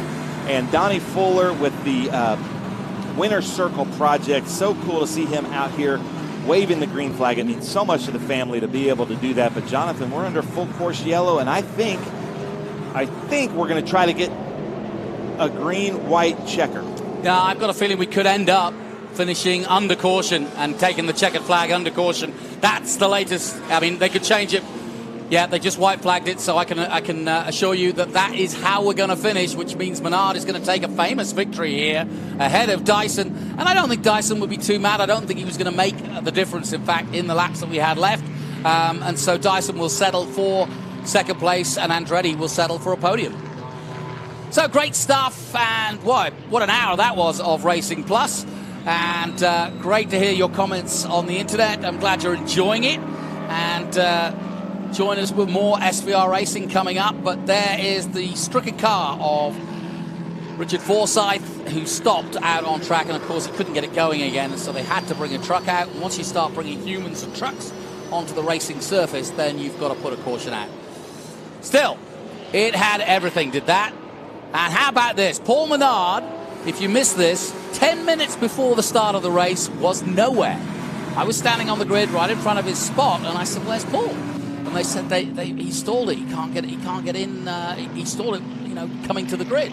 And I said, "Well, how long has he got?" And they said, "Well, he's got about 8 minutes, and if he doesn't restart it in that 8 minutes, he'll have to start from the back." Well, luckily for him, he did get it restarted. He did start in position, and he was able to hold on the number 3 for another Masterforce Tools win. And that increases his lead in the championship. It was 8 points. He'll increase that now over Dyson. Not by much, because Dyson did a brilliant job of recovery. That could have been really bad news for Dyson's hopes, because he always goes well here at Lime Rock. But a 2nd place will do. And Andretti, I don't think, will be too miffed by 3rd, even though he led a lap or so. It was definitely a dominated race by Paul Menard. Andretti picked up good points. Pole position, perhaps, but wasn't able to sustain that. And there is your checkered flag. Not an easy skill, that, I tell you. Well done to Paul Menard. Deserves it. The former NASCAR star. Did truck racing, Xfinity, NASCAR, you name it. And was right at the top of his game. And still is, as you can see. And in the end, the MCO Gears lap leaderboard tells us Paul Menard led a full 64 of the 68 laps. And that, folks, is dominating. No question about it. So, the blushes of the Dysons saved by a great performance from Chris. Spinning at the first corner, if you missed it, right on the opening lap. And I don't think anybody else was involved in that, to be honest. So, we'll hear from him, I'm sure, Ben, heading down to the winner's circle, the Jim Weed winner's circle. But I think you'd agree, a lot of fun. And we've got some great races to come as well. We're going to Pittsburgh next, and we've got Mid-Ohio, Road America, and later in the year, Watkins Glen. So plenty more great racing from the 2024 championship.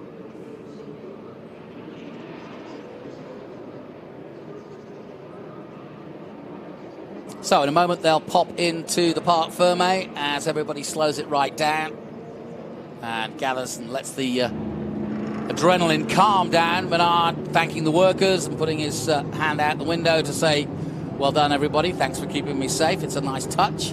But as you can see in the background, the wind's starting to build here, and so the rain that we had anticipated is on its way, sadly. But I'm glad to say we got the TA race done in perfect conditions. And certainly had plenty of drama to talk about, that's for sure. Yeah, the results don't look as though it was a good race because Menard dominated so many lead laps. But the truth is, we got a great entertainment.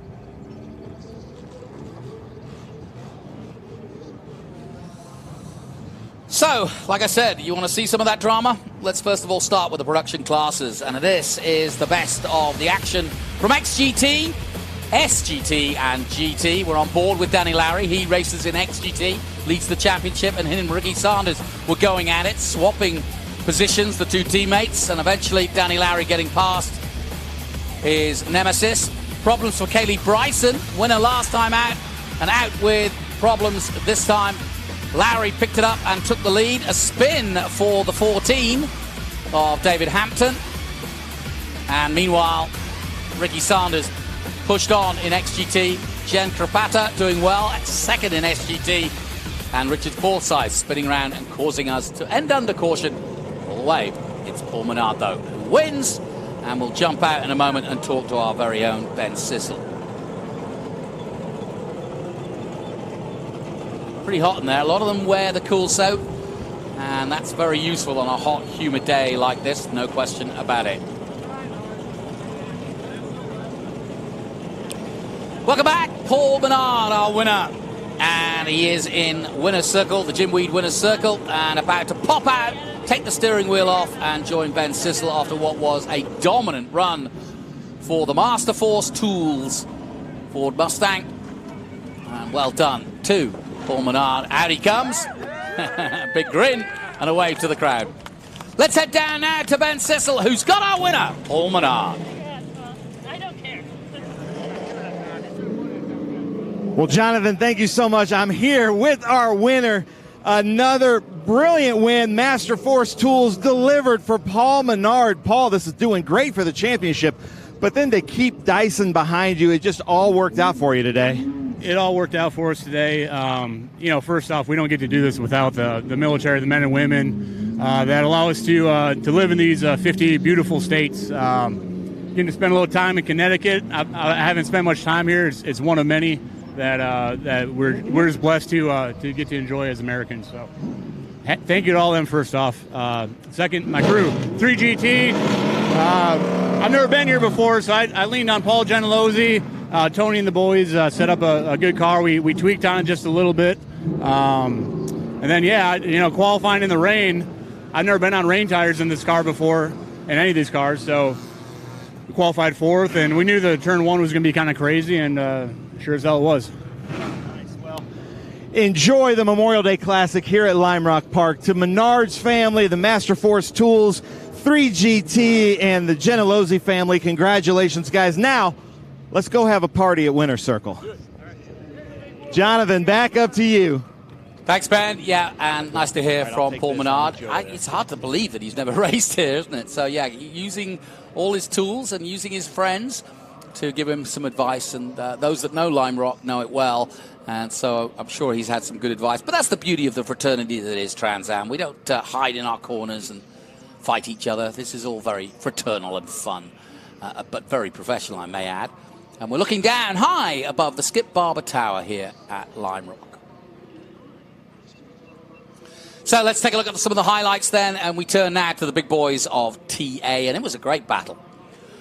Right at the start, away they went, but look at this. There was nobody touching him, I don't think, and we'll find out from Chris Dyson, but off on the first corner, that led to this battle. Andretti getting past Dreesy, and then going in pursuit of Maynard, and then getting the lead, but then that moment really did put paid to his hopes. A little damage to the 23 of Amy Ruman, and she sliced that tyre in half almost. Rubbing it against the fairing, and Dyson getting past Dreesy here, and then going in pursuit of the leaders.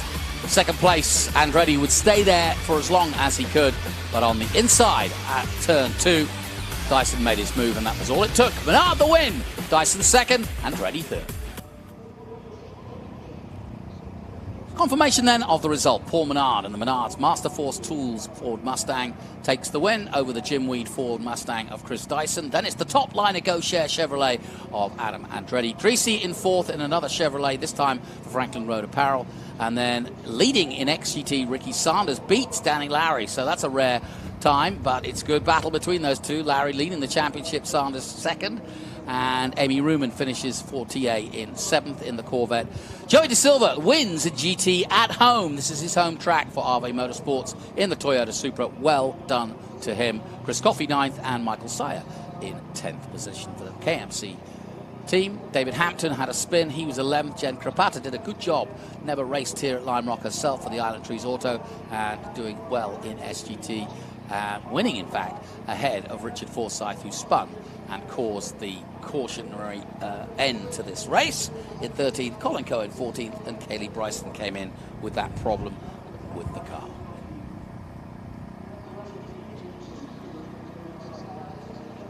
Certainly a race that had everything for sure. And in a moment, we'll head out to the podium. Don't forget, if you want to see that again, or you want to call your friends and say, hey, I saw a great Trans Am race at the weekend, well, you've got a chance to see it all again. Thursday, May 30th, 8 p.m. Eastern, on your home for Trans Am and home for Motorsport Mav TV. And then followed by that, we have what you just saw, the TA race, that at 9 p.m. Eastern on the same day. Thursdays is Trans Am Day here in America.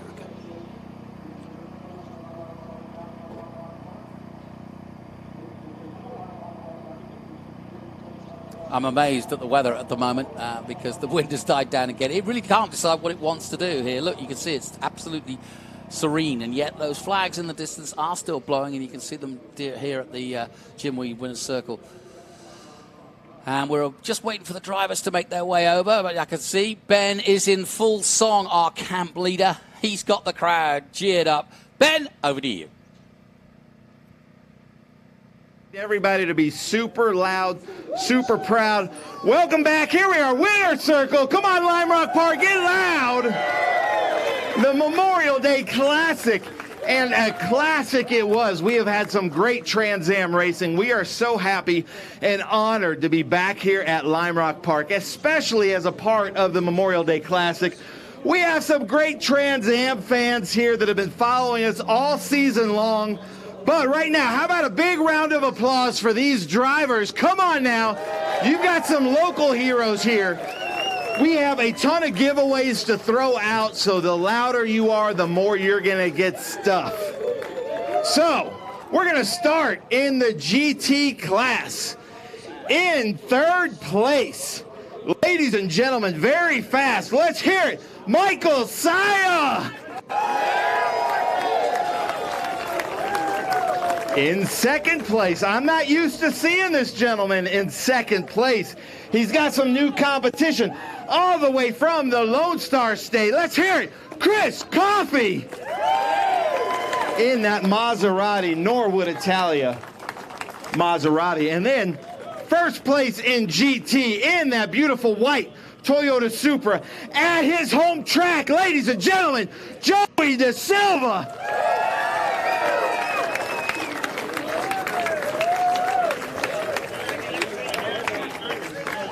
So, Michael Saya, you look a little bit tired. You know, when you do a race that long in such an intense track with no double yellows until the end, that's got to be tiring. I'm not as young as these guys, but great race. Glad to be here on Memorial Day. Thanks to all the vets. My crew chief is a vet.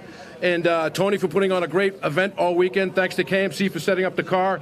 I got caught up in that first lap, first turn melee, and was dead last and fought to catch these guys. Chris was too quick. Toyota Jesus, I don't know him, but he looks pretty good. So congratulations to them, and thanks for everything. Nice. Do we have a new nickname there? Are you calling him Toyota Jesus? Is it the beard? He says he's cool with it. I like that. That's a good nickname. I like that. Well, Michael Saya, ladies and gentlemen. So, Chris Coffey, all the way from Texas to Lime Rock Park Memorial Day Classic. Great crowds here. That's got to feel good. Good for the points in the championship. Yeah, I sure like standing over there a lot better. And thankfully, I've been blessed enough to be able to stand there a lot. But the race was great. I mean, this guy just flat out outdrove me in the first half of the race. But I was getting him there at the end, and unfortunately, we had a TA car that was driving around by himself. A lap down decided to hit me while we were side by side battling for the win.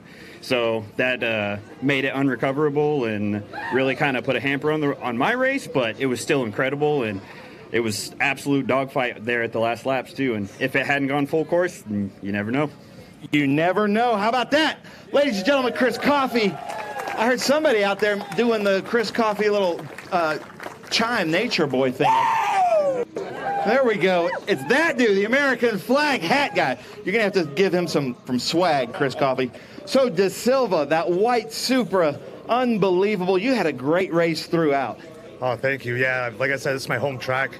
The first half of this race, I just tried to kill my tires as much as I possibly could to get away from this guy. And of course, halfway through, I start seeing him come down that front straight a little bit closer every time I cross that finish line. So I just counting down the laps. My driving coach just kept counting him down. And by third lap, I was like, oh, no, he's too close. But thankfully, that double yellow came out and solidified everything. So it was a great run, man. Thank you guys for having me. Thanks to the vets.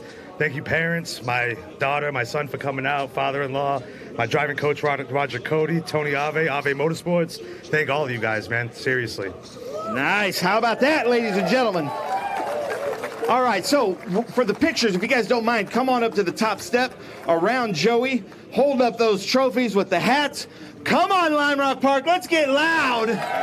Michael Saya, Chris Coffey, Joey De Silva. All right, you can throw those hats out if you want. Who wants a hat? All right. I don't know if they have the arm for it yet. Oh, sorry. Ooh, look at that, man. Michael Saya with the arm, though. Okay, sorry. Let's go one more time. Michael Saya, Chris Coffey, Joey De Silva. Hold up those trophies. Lime Rock Park here at the Memorial Day Classic, the GT class. Ready? Oh, we've got a little champagne celebration. Hey, Lime Rock Park, show these drivers how loud you can get, how much you appreciate them out there. Look at that. All right, Coffey, you got to go deliver this hat to the dude over there, American flag hat, who was doing your scream. There we go. Thanks, man. Thank you. Thanks for coming out. So good to see you guys. All right, we've got some cool stuff here, ladies and gentlemen. Some history being made in Super GT. In third place, had to come in early with what looked like overheating. Let's hear it, ladies and gentlemen. Kaylee Bryson, just a few days ago, became the first female to win a USAC national race, championship race. So how about that, Kaylee Bryson, all the way from the Sooner States. Second place, Super GT, all the way from Texas in that G-Speed Chevrolet Corvette. Ladies and gentlemen, Richard Forsyth.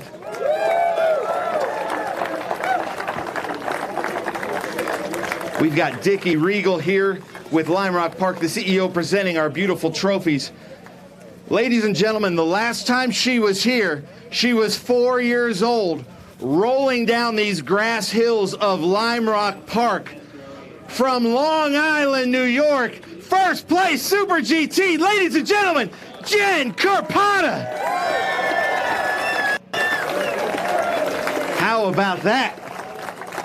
quite a homecoming. Well, Kaylee Bryson, I'm sure not the finish that you wanted, but Lime Rock Park, that's got to be fun with all these fans. Yes, this place is really awesome. It's the first time I've ever seen this place, so it's really cool to show up without any practice and go out there and turn some laps and have fun today. Yeah, for those of you who don't know, she was in Indianapolis all weekend and flew here this morning. And this morning in that qualifying, that was her first time running any laps here. That's got to be challenging. It was my first time in the rain too. So this is a really fun course. I'm looking forward to coming here again after having a few laps and looking forward to the next one. And congratulations to everybody on their victories today. Nice. How about that, Lime Rock Park? Kaylee Bryson. Richard Forsythe, with just 2 laps to go, all of a sudden your engine just decided no more laps, huh? Yeah, we think it was a kill switch down somewhere deep where I couldn't cycle it again and get past it, although I tried a few times. And lapped the whole field in my GT class and just having a fantastic day, loving the track. All the guys out there driving clean. You know, I got past some crazy accidents. But, I just want to thank all these guys at G-Speed, Ian McMaster, Corey Brown, Jason Smith. They did a fantastic job. We did a gear change when we found out we had the wrong differential in it. After swapping out a whole new motor we put in it after we blew up in NOLA. And, I just want to thank Sambuca Restaurant and the Rayleigh Underground in Las Colinas, our new restaurants and immersive show theaters there. If you all go by, I'll buy you a drink if you find me. Nice. How about that? You go by Las Colinas, you go to his restaurant, he'll buy you a drink. How about that, ladies and gentlemen? And then Jen Carpata, unbelievable. And then I saw your car after the race. Didn't seem like you got a scratch on it. To me, that's a win amongst itself. And then here you are, top step. That's got to feel good. Yeah, this is insane. This is absolutely a dream come true. I can't believe, we went from regional racing as a father-daughter team to a Trans Am winner. It's insane. Just had to push through the fight and make it through. It's crazy. Now, do you remember being here when you were 4 years old? I do actually remember being here. It's crazy. It's a weird feeling. Weird coming home, but it's great to be here, and I enjoyed the track very much. So nice. She says she enjoys the track very much. How about that, ladies and gentlemen? And speaking of ladies, how about that? 2 out of 3 here on the podium. How's that for women in motorsports? Let's hear it. Kaylee Bryson, Richard Forsythe, Jen Carpata, hold those trophies up. Lime Rock Park, I love this crowd. And we had some questionable weather this morning, so thank you guys so much for sticking it out, because I think you guys saw quite a show out there. So Lime Rock Park, you just maintain the fact that you're the best fans in motorsports. I love it. How about getting loud one more time? Kaylee Bryson, Richard Forsythe, Jen Carpata. Eric wants to know who wants a hat. Come on, Lime Rock Park.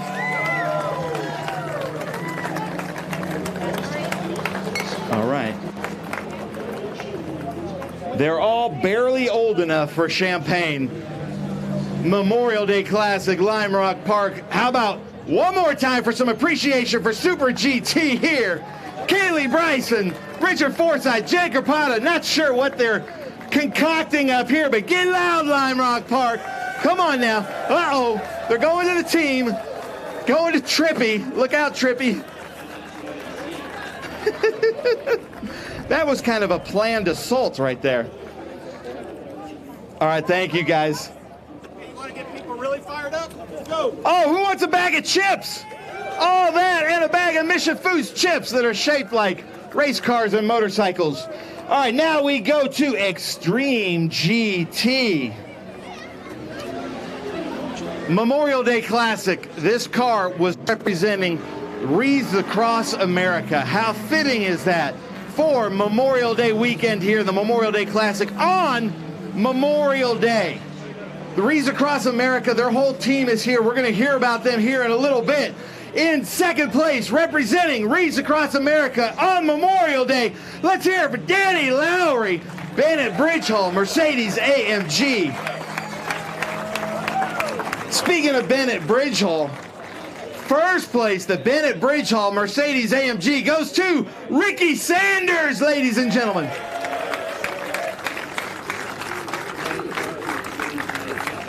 So Danny Lowry, Wreaths Across America, I know has been something that Bennett Bridgehall have been supporting for a long time. you're kind of partners in that. Tell us what Wreaths Across America is. Well, Wreaths Across America has a mission to put a wreath on every deceased veteran's grave in the country. They did about 3,100,000 wreaths last year. Our company does Andersonville, Andersonville in Americus, Georgia, 20,500 wreaths. We're trying to bring awareness to our veterans. We love our veterans. One of our core values is patriotism. We would not be here today enjoying this race if not for those veterans that have spilled blood for us all these years. You can never forget them. They're just something that you got to keep in mind all the time. So we love wreaths. They're out of Maine. They're here today. If you'd like to donate, there's Maine. That's right. If you'd like to donate, there's a QR code on the side of my car. You can scan it and be part of Wreaths. They've got a fantastic program. Please look them up. They do a lot of things that you'd probably be interested in. Other than that, I'd like to congratulate my buddy Ricky Sanders, who outrun me in my own car. That was not part of the plan, I promise you, but he did a fantastic job on the start. There was a little bit of trouble up front. Ricky got away clean. I got hung up behind a bunch of guys, and it took me forever. I didn't get my rhythm until too late. Ricky was able to hold me off, so congratulations. You did a fantastic job, Ricky. Nice. And Lola was dancing away in the car. How about that, ladies and gentlemen? Danny Lowry, Wreaths Across America. And then Ricky Sanders, that Bennett Bridgehall car just seemed to be hooked up. How was your race out there? Oh, that car is just awesome. After the first practice, I guess it was on Friday when we got in the car, I came in and I said, this is the most awesome car I've ever drove. And I got to thank Danny for that kind of deal, because I was used to driving just regular old club style cars, and Danny's allowed me to run these really nice FIA GTA or GT3 spec cars that are just, they're like works of art to drive. And really enjoying that. You know, like I say, all the thanks goes to Danny. We wanted to have a better race between the two of us, but I caught a couple of holes on that very first lap, and we had such a gap that we never got back together. But yeah, maybe on the next one we'll be able to run door to door together and see how it comes out. And it's really awesome having the Wreaths people here that, like Danny had talked about, having them here this weekend is just a real honor to be part of that program too. And yeah, having them here as guests is just really incredible. Nice. Well, how about that, ladies and gentlemen? Danny Lowry, Ricky Sanders, get loud, Lime Rock.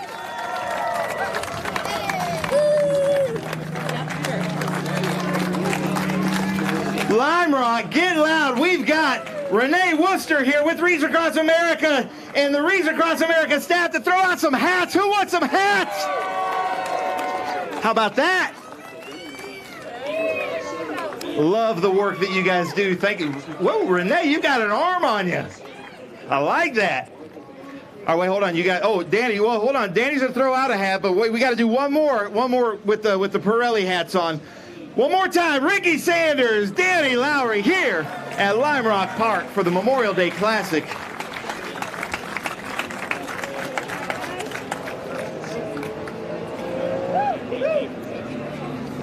All right, these are two good friends. Let's see what happens here. And they're of age, so yeah, go ahead.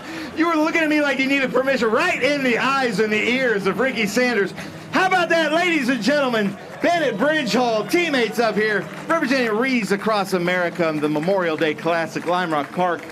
Nice job. Ricky, Danny, nice job.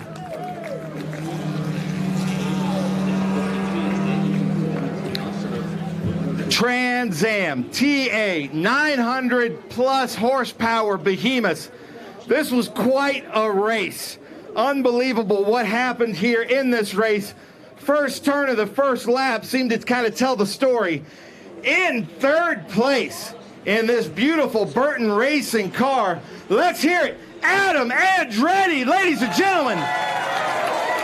That top liner Chevy Camaro, as Dickie Regal presents the trophy here. In second place, all the way from Poughkeepsie. This kind of puts a kink. He has won here 3 years in a row, but now comes in at second place. His whole family is here with Dyson Racing. A lot of history here. Let's hear it. Chris Dyson, ladies and gentlemen.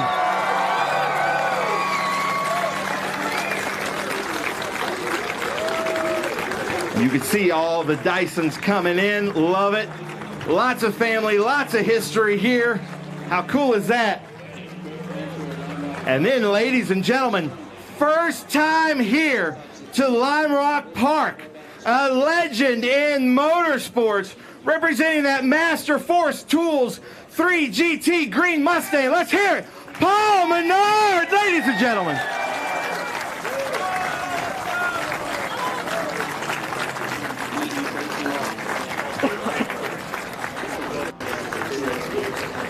So Adam Andretti running second for most of the day. You had the lead there for a little bit in your top liner Chevy Camaro. But I was saying in the broadcast, I bet you wish you could have talked to Paul and just say, hey, let's just duck in behind each other and try to get away from Dyson. But what a race for you. Describe it to the fans. Yeah, thank you. First of all, thanks first and foremost to the fans. You all are the best that we will see all year long. And thank you for showing up and supporting like you do. And even with the threat of weather, you all came out here and drove. So thank you for that. And to all those military servicemen and women that paid that ultimate price that we celebrate them this weekend. That's the most important thing that we got going. And my dear friend Chris Dyson first gets an apology for me. We had a little bit of contact there right at the start, and Dyson just looked at you and said that was you. And I mean, I'm a man about it. I'm going to go ahead and win a spade's a spade, and it was a slightest bit, but us on cold tires that way. So man, my apologies.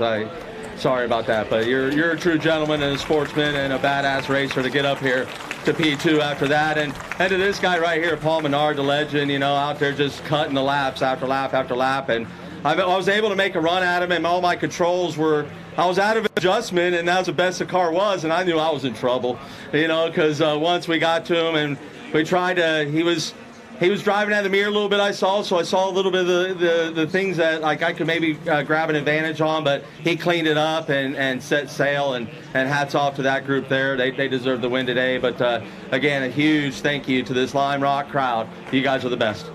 Nice. Adam Andretti, ladies and gentlemen.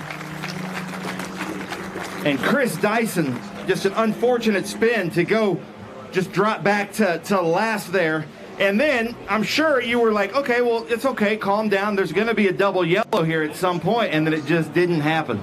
No, Ben, I didn't. First of all, great to see my family, friends up here. Thanks for everybody for coming out.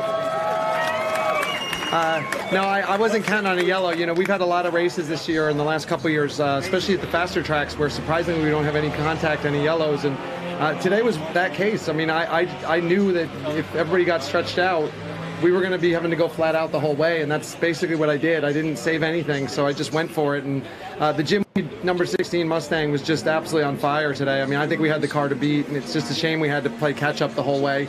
I needed a yellow to come a little bit earlier to have another shot, but we got to like 4 seconds from being, I don't know, 25 or something down off the road at the beginning there. So I'm proud of myself. I'm proud of the drive. Tried to put on the show for these guys and give Paul some fits, but appreciate everyone being out here.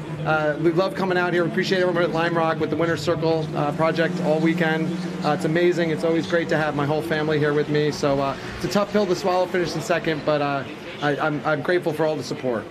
Nice. How about that? Ladies and gentlemen, Chris Dyson. Dyson Racing has been coming to Lime Rock Park for 40 plus years. Is that correct?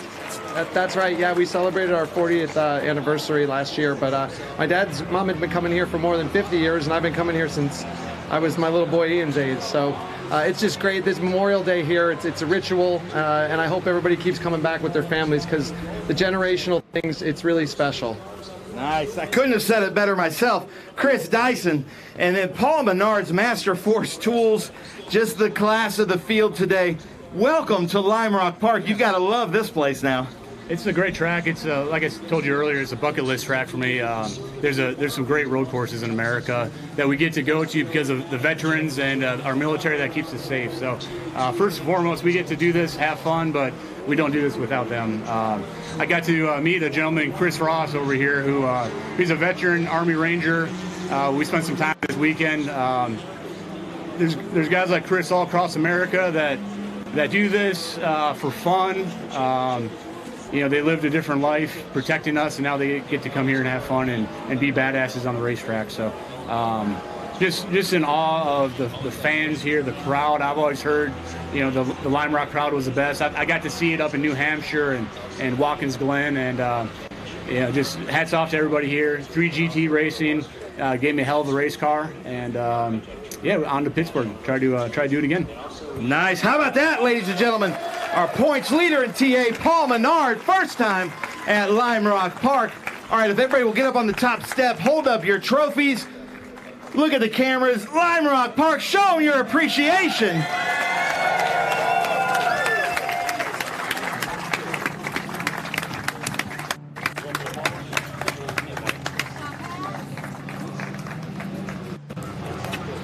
Uh-oh, Adam's throwing out a hat. Look at that. Oh, he almost clipped it to the top of the flag. Dyson, see what kind of arm Menard has? Okay, there we go. Nice. All right. But, gentlemen, get back up on the top there. Lime Rock Park, last chance. Let's get super loud. Show them how much you appreciate them. They appreciate you for sticking around. Come on now. Adam Andretti, Chris Dyson, Paul Menard here at Lime Rock Park Memorial Day Classic.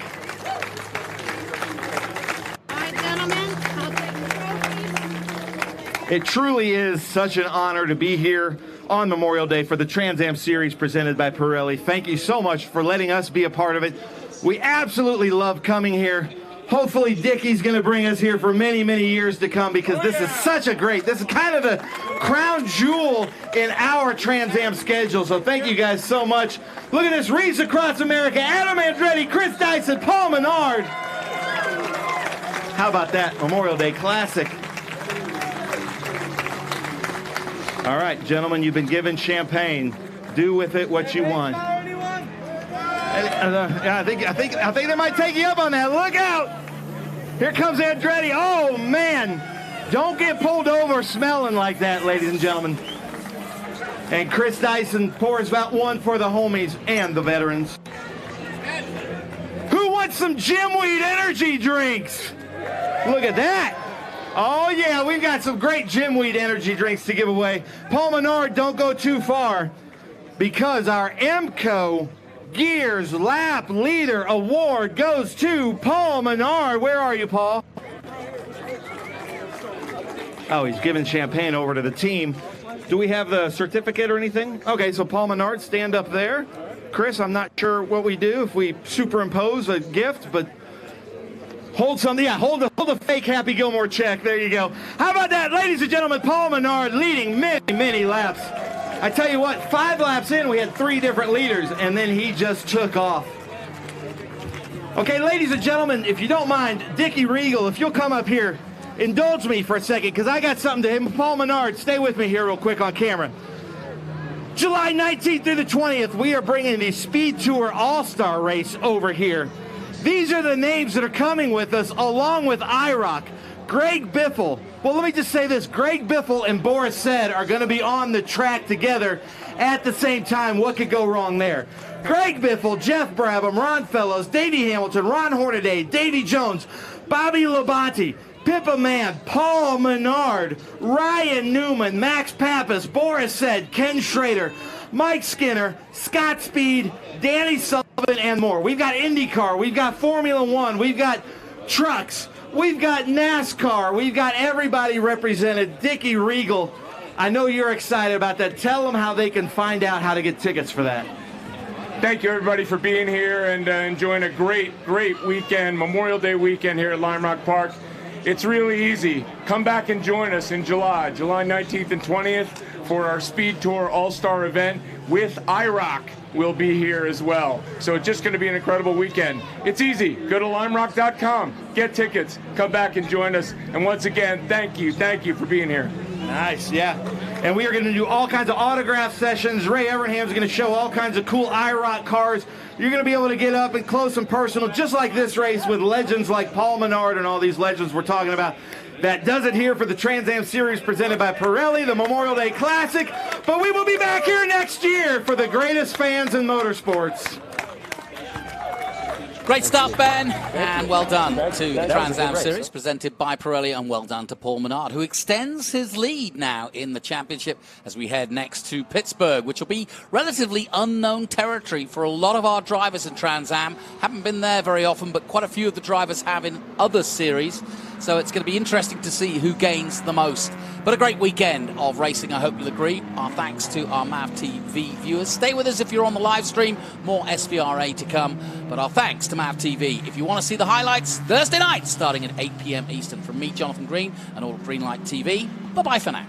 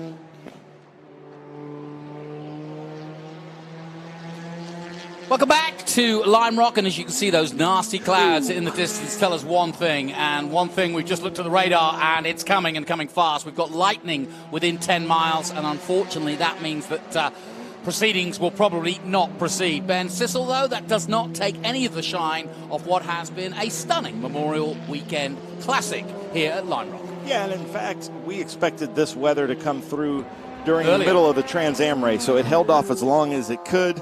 It was an unbelievable Memorial Day Classic here at Lime Rock Park. A lot of fun. Don't forget, we're going to be here for the July Speed Tour with the Speed Tour All-Stars and the IROC race, which should be a lot of fun. But as you can see, we need to get our camera operators off of their metal stands and their lightning rods, basically, and bring in all of our flags and try to clean up before this becomes a big mess. Yeah, it's about to do that. So, unfortunately, well, we always have rain at Lime Rock, so that's part of the tradition, isn't it? But it's been a great weekend. Our thanks to the team here at Lime Rock. Our thanks also to Skip Barber for entertaining us and giving us a home to come to for so many years. He is now in the Hall of Fame and a Hall of Legends for motorsport in America, and they've named the tower after him here at Lime Rock. So well done to Skip Barber. I'm Jonathan Green, and for Ben Sissel and for all of us at Greenlight Television, thank you for tuning into the Speed Tour. We'll be back at Pittsburgh for double action in TA and TA2. Join us then, and of course highlights on MAV TV every Thursday night starting at 8 p.m. Eastern. Until next time, from me, bye-bye for now.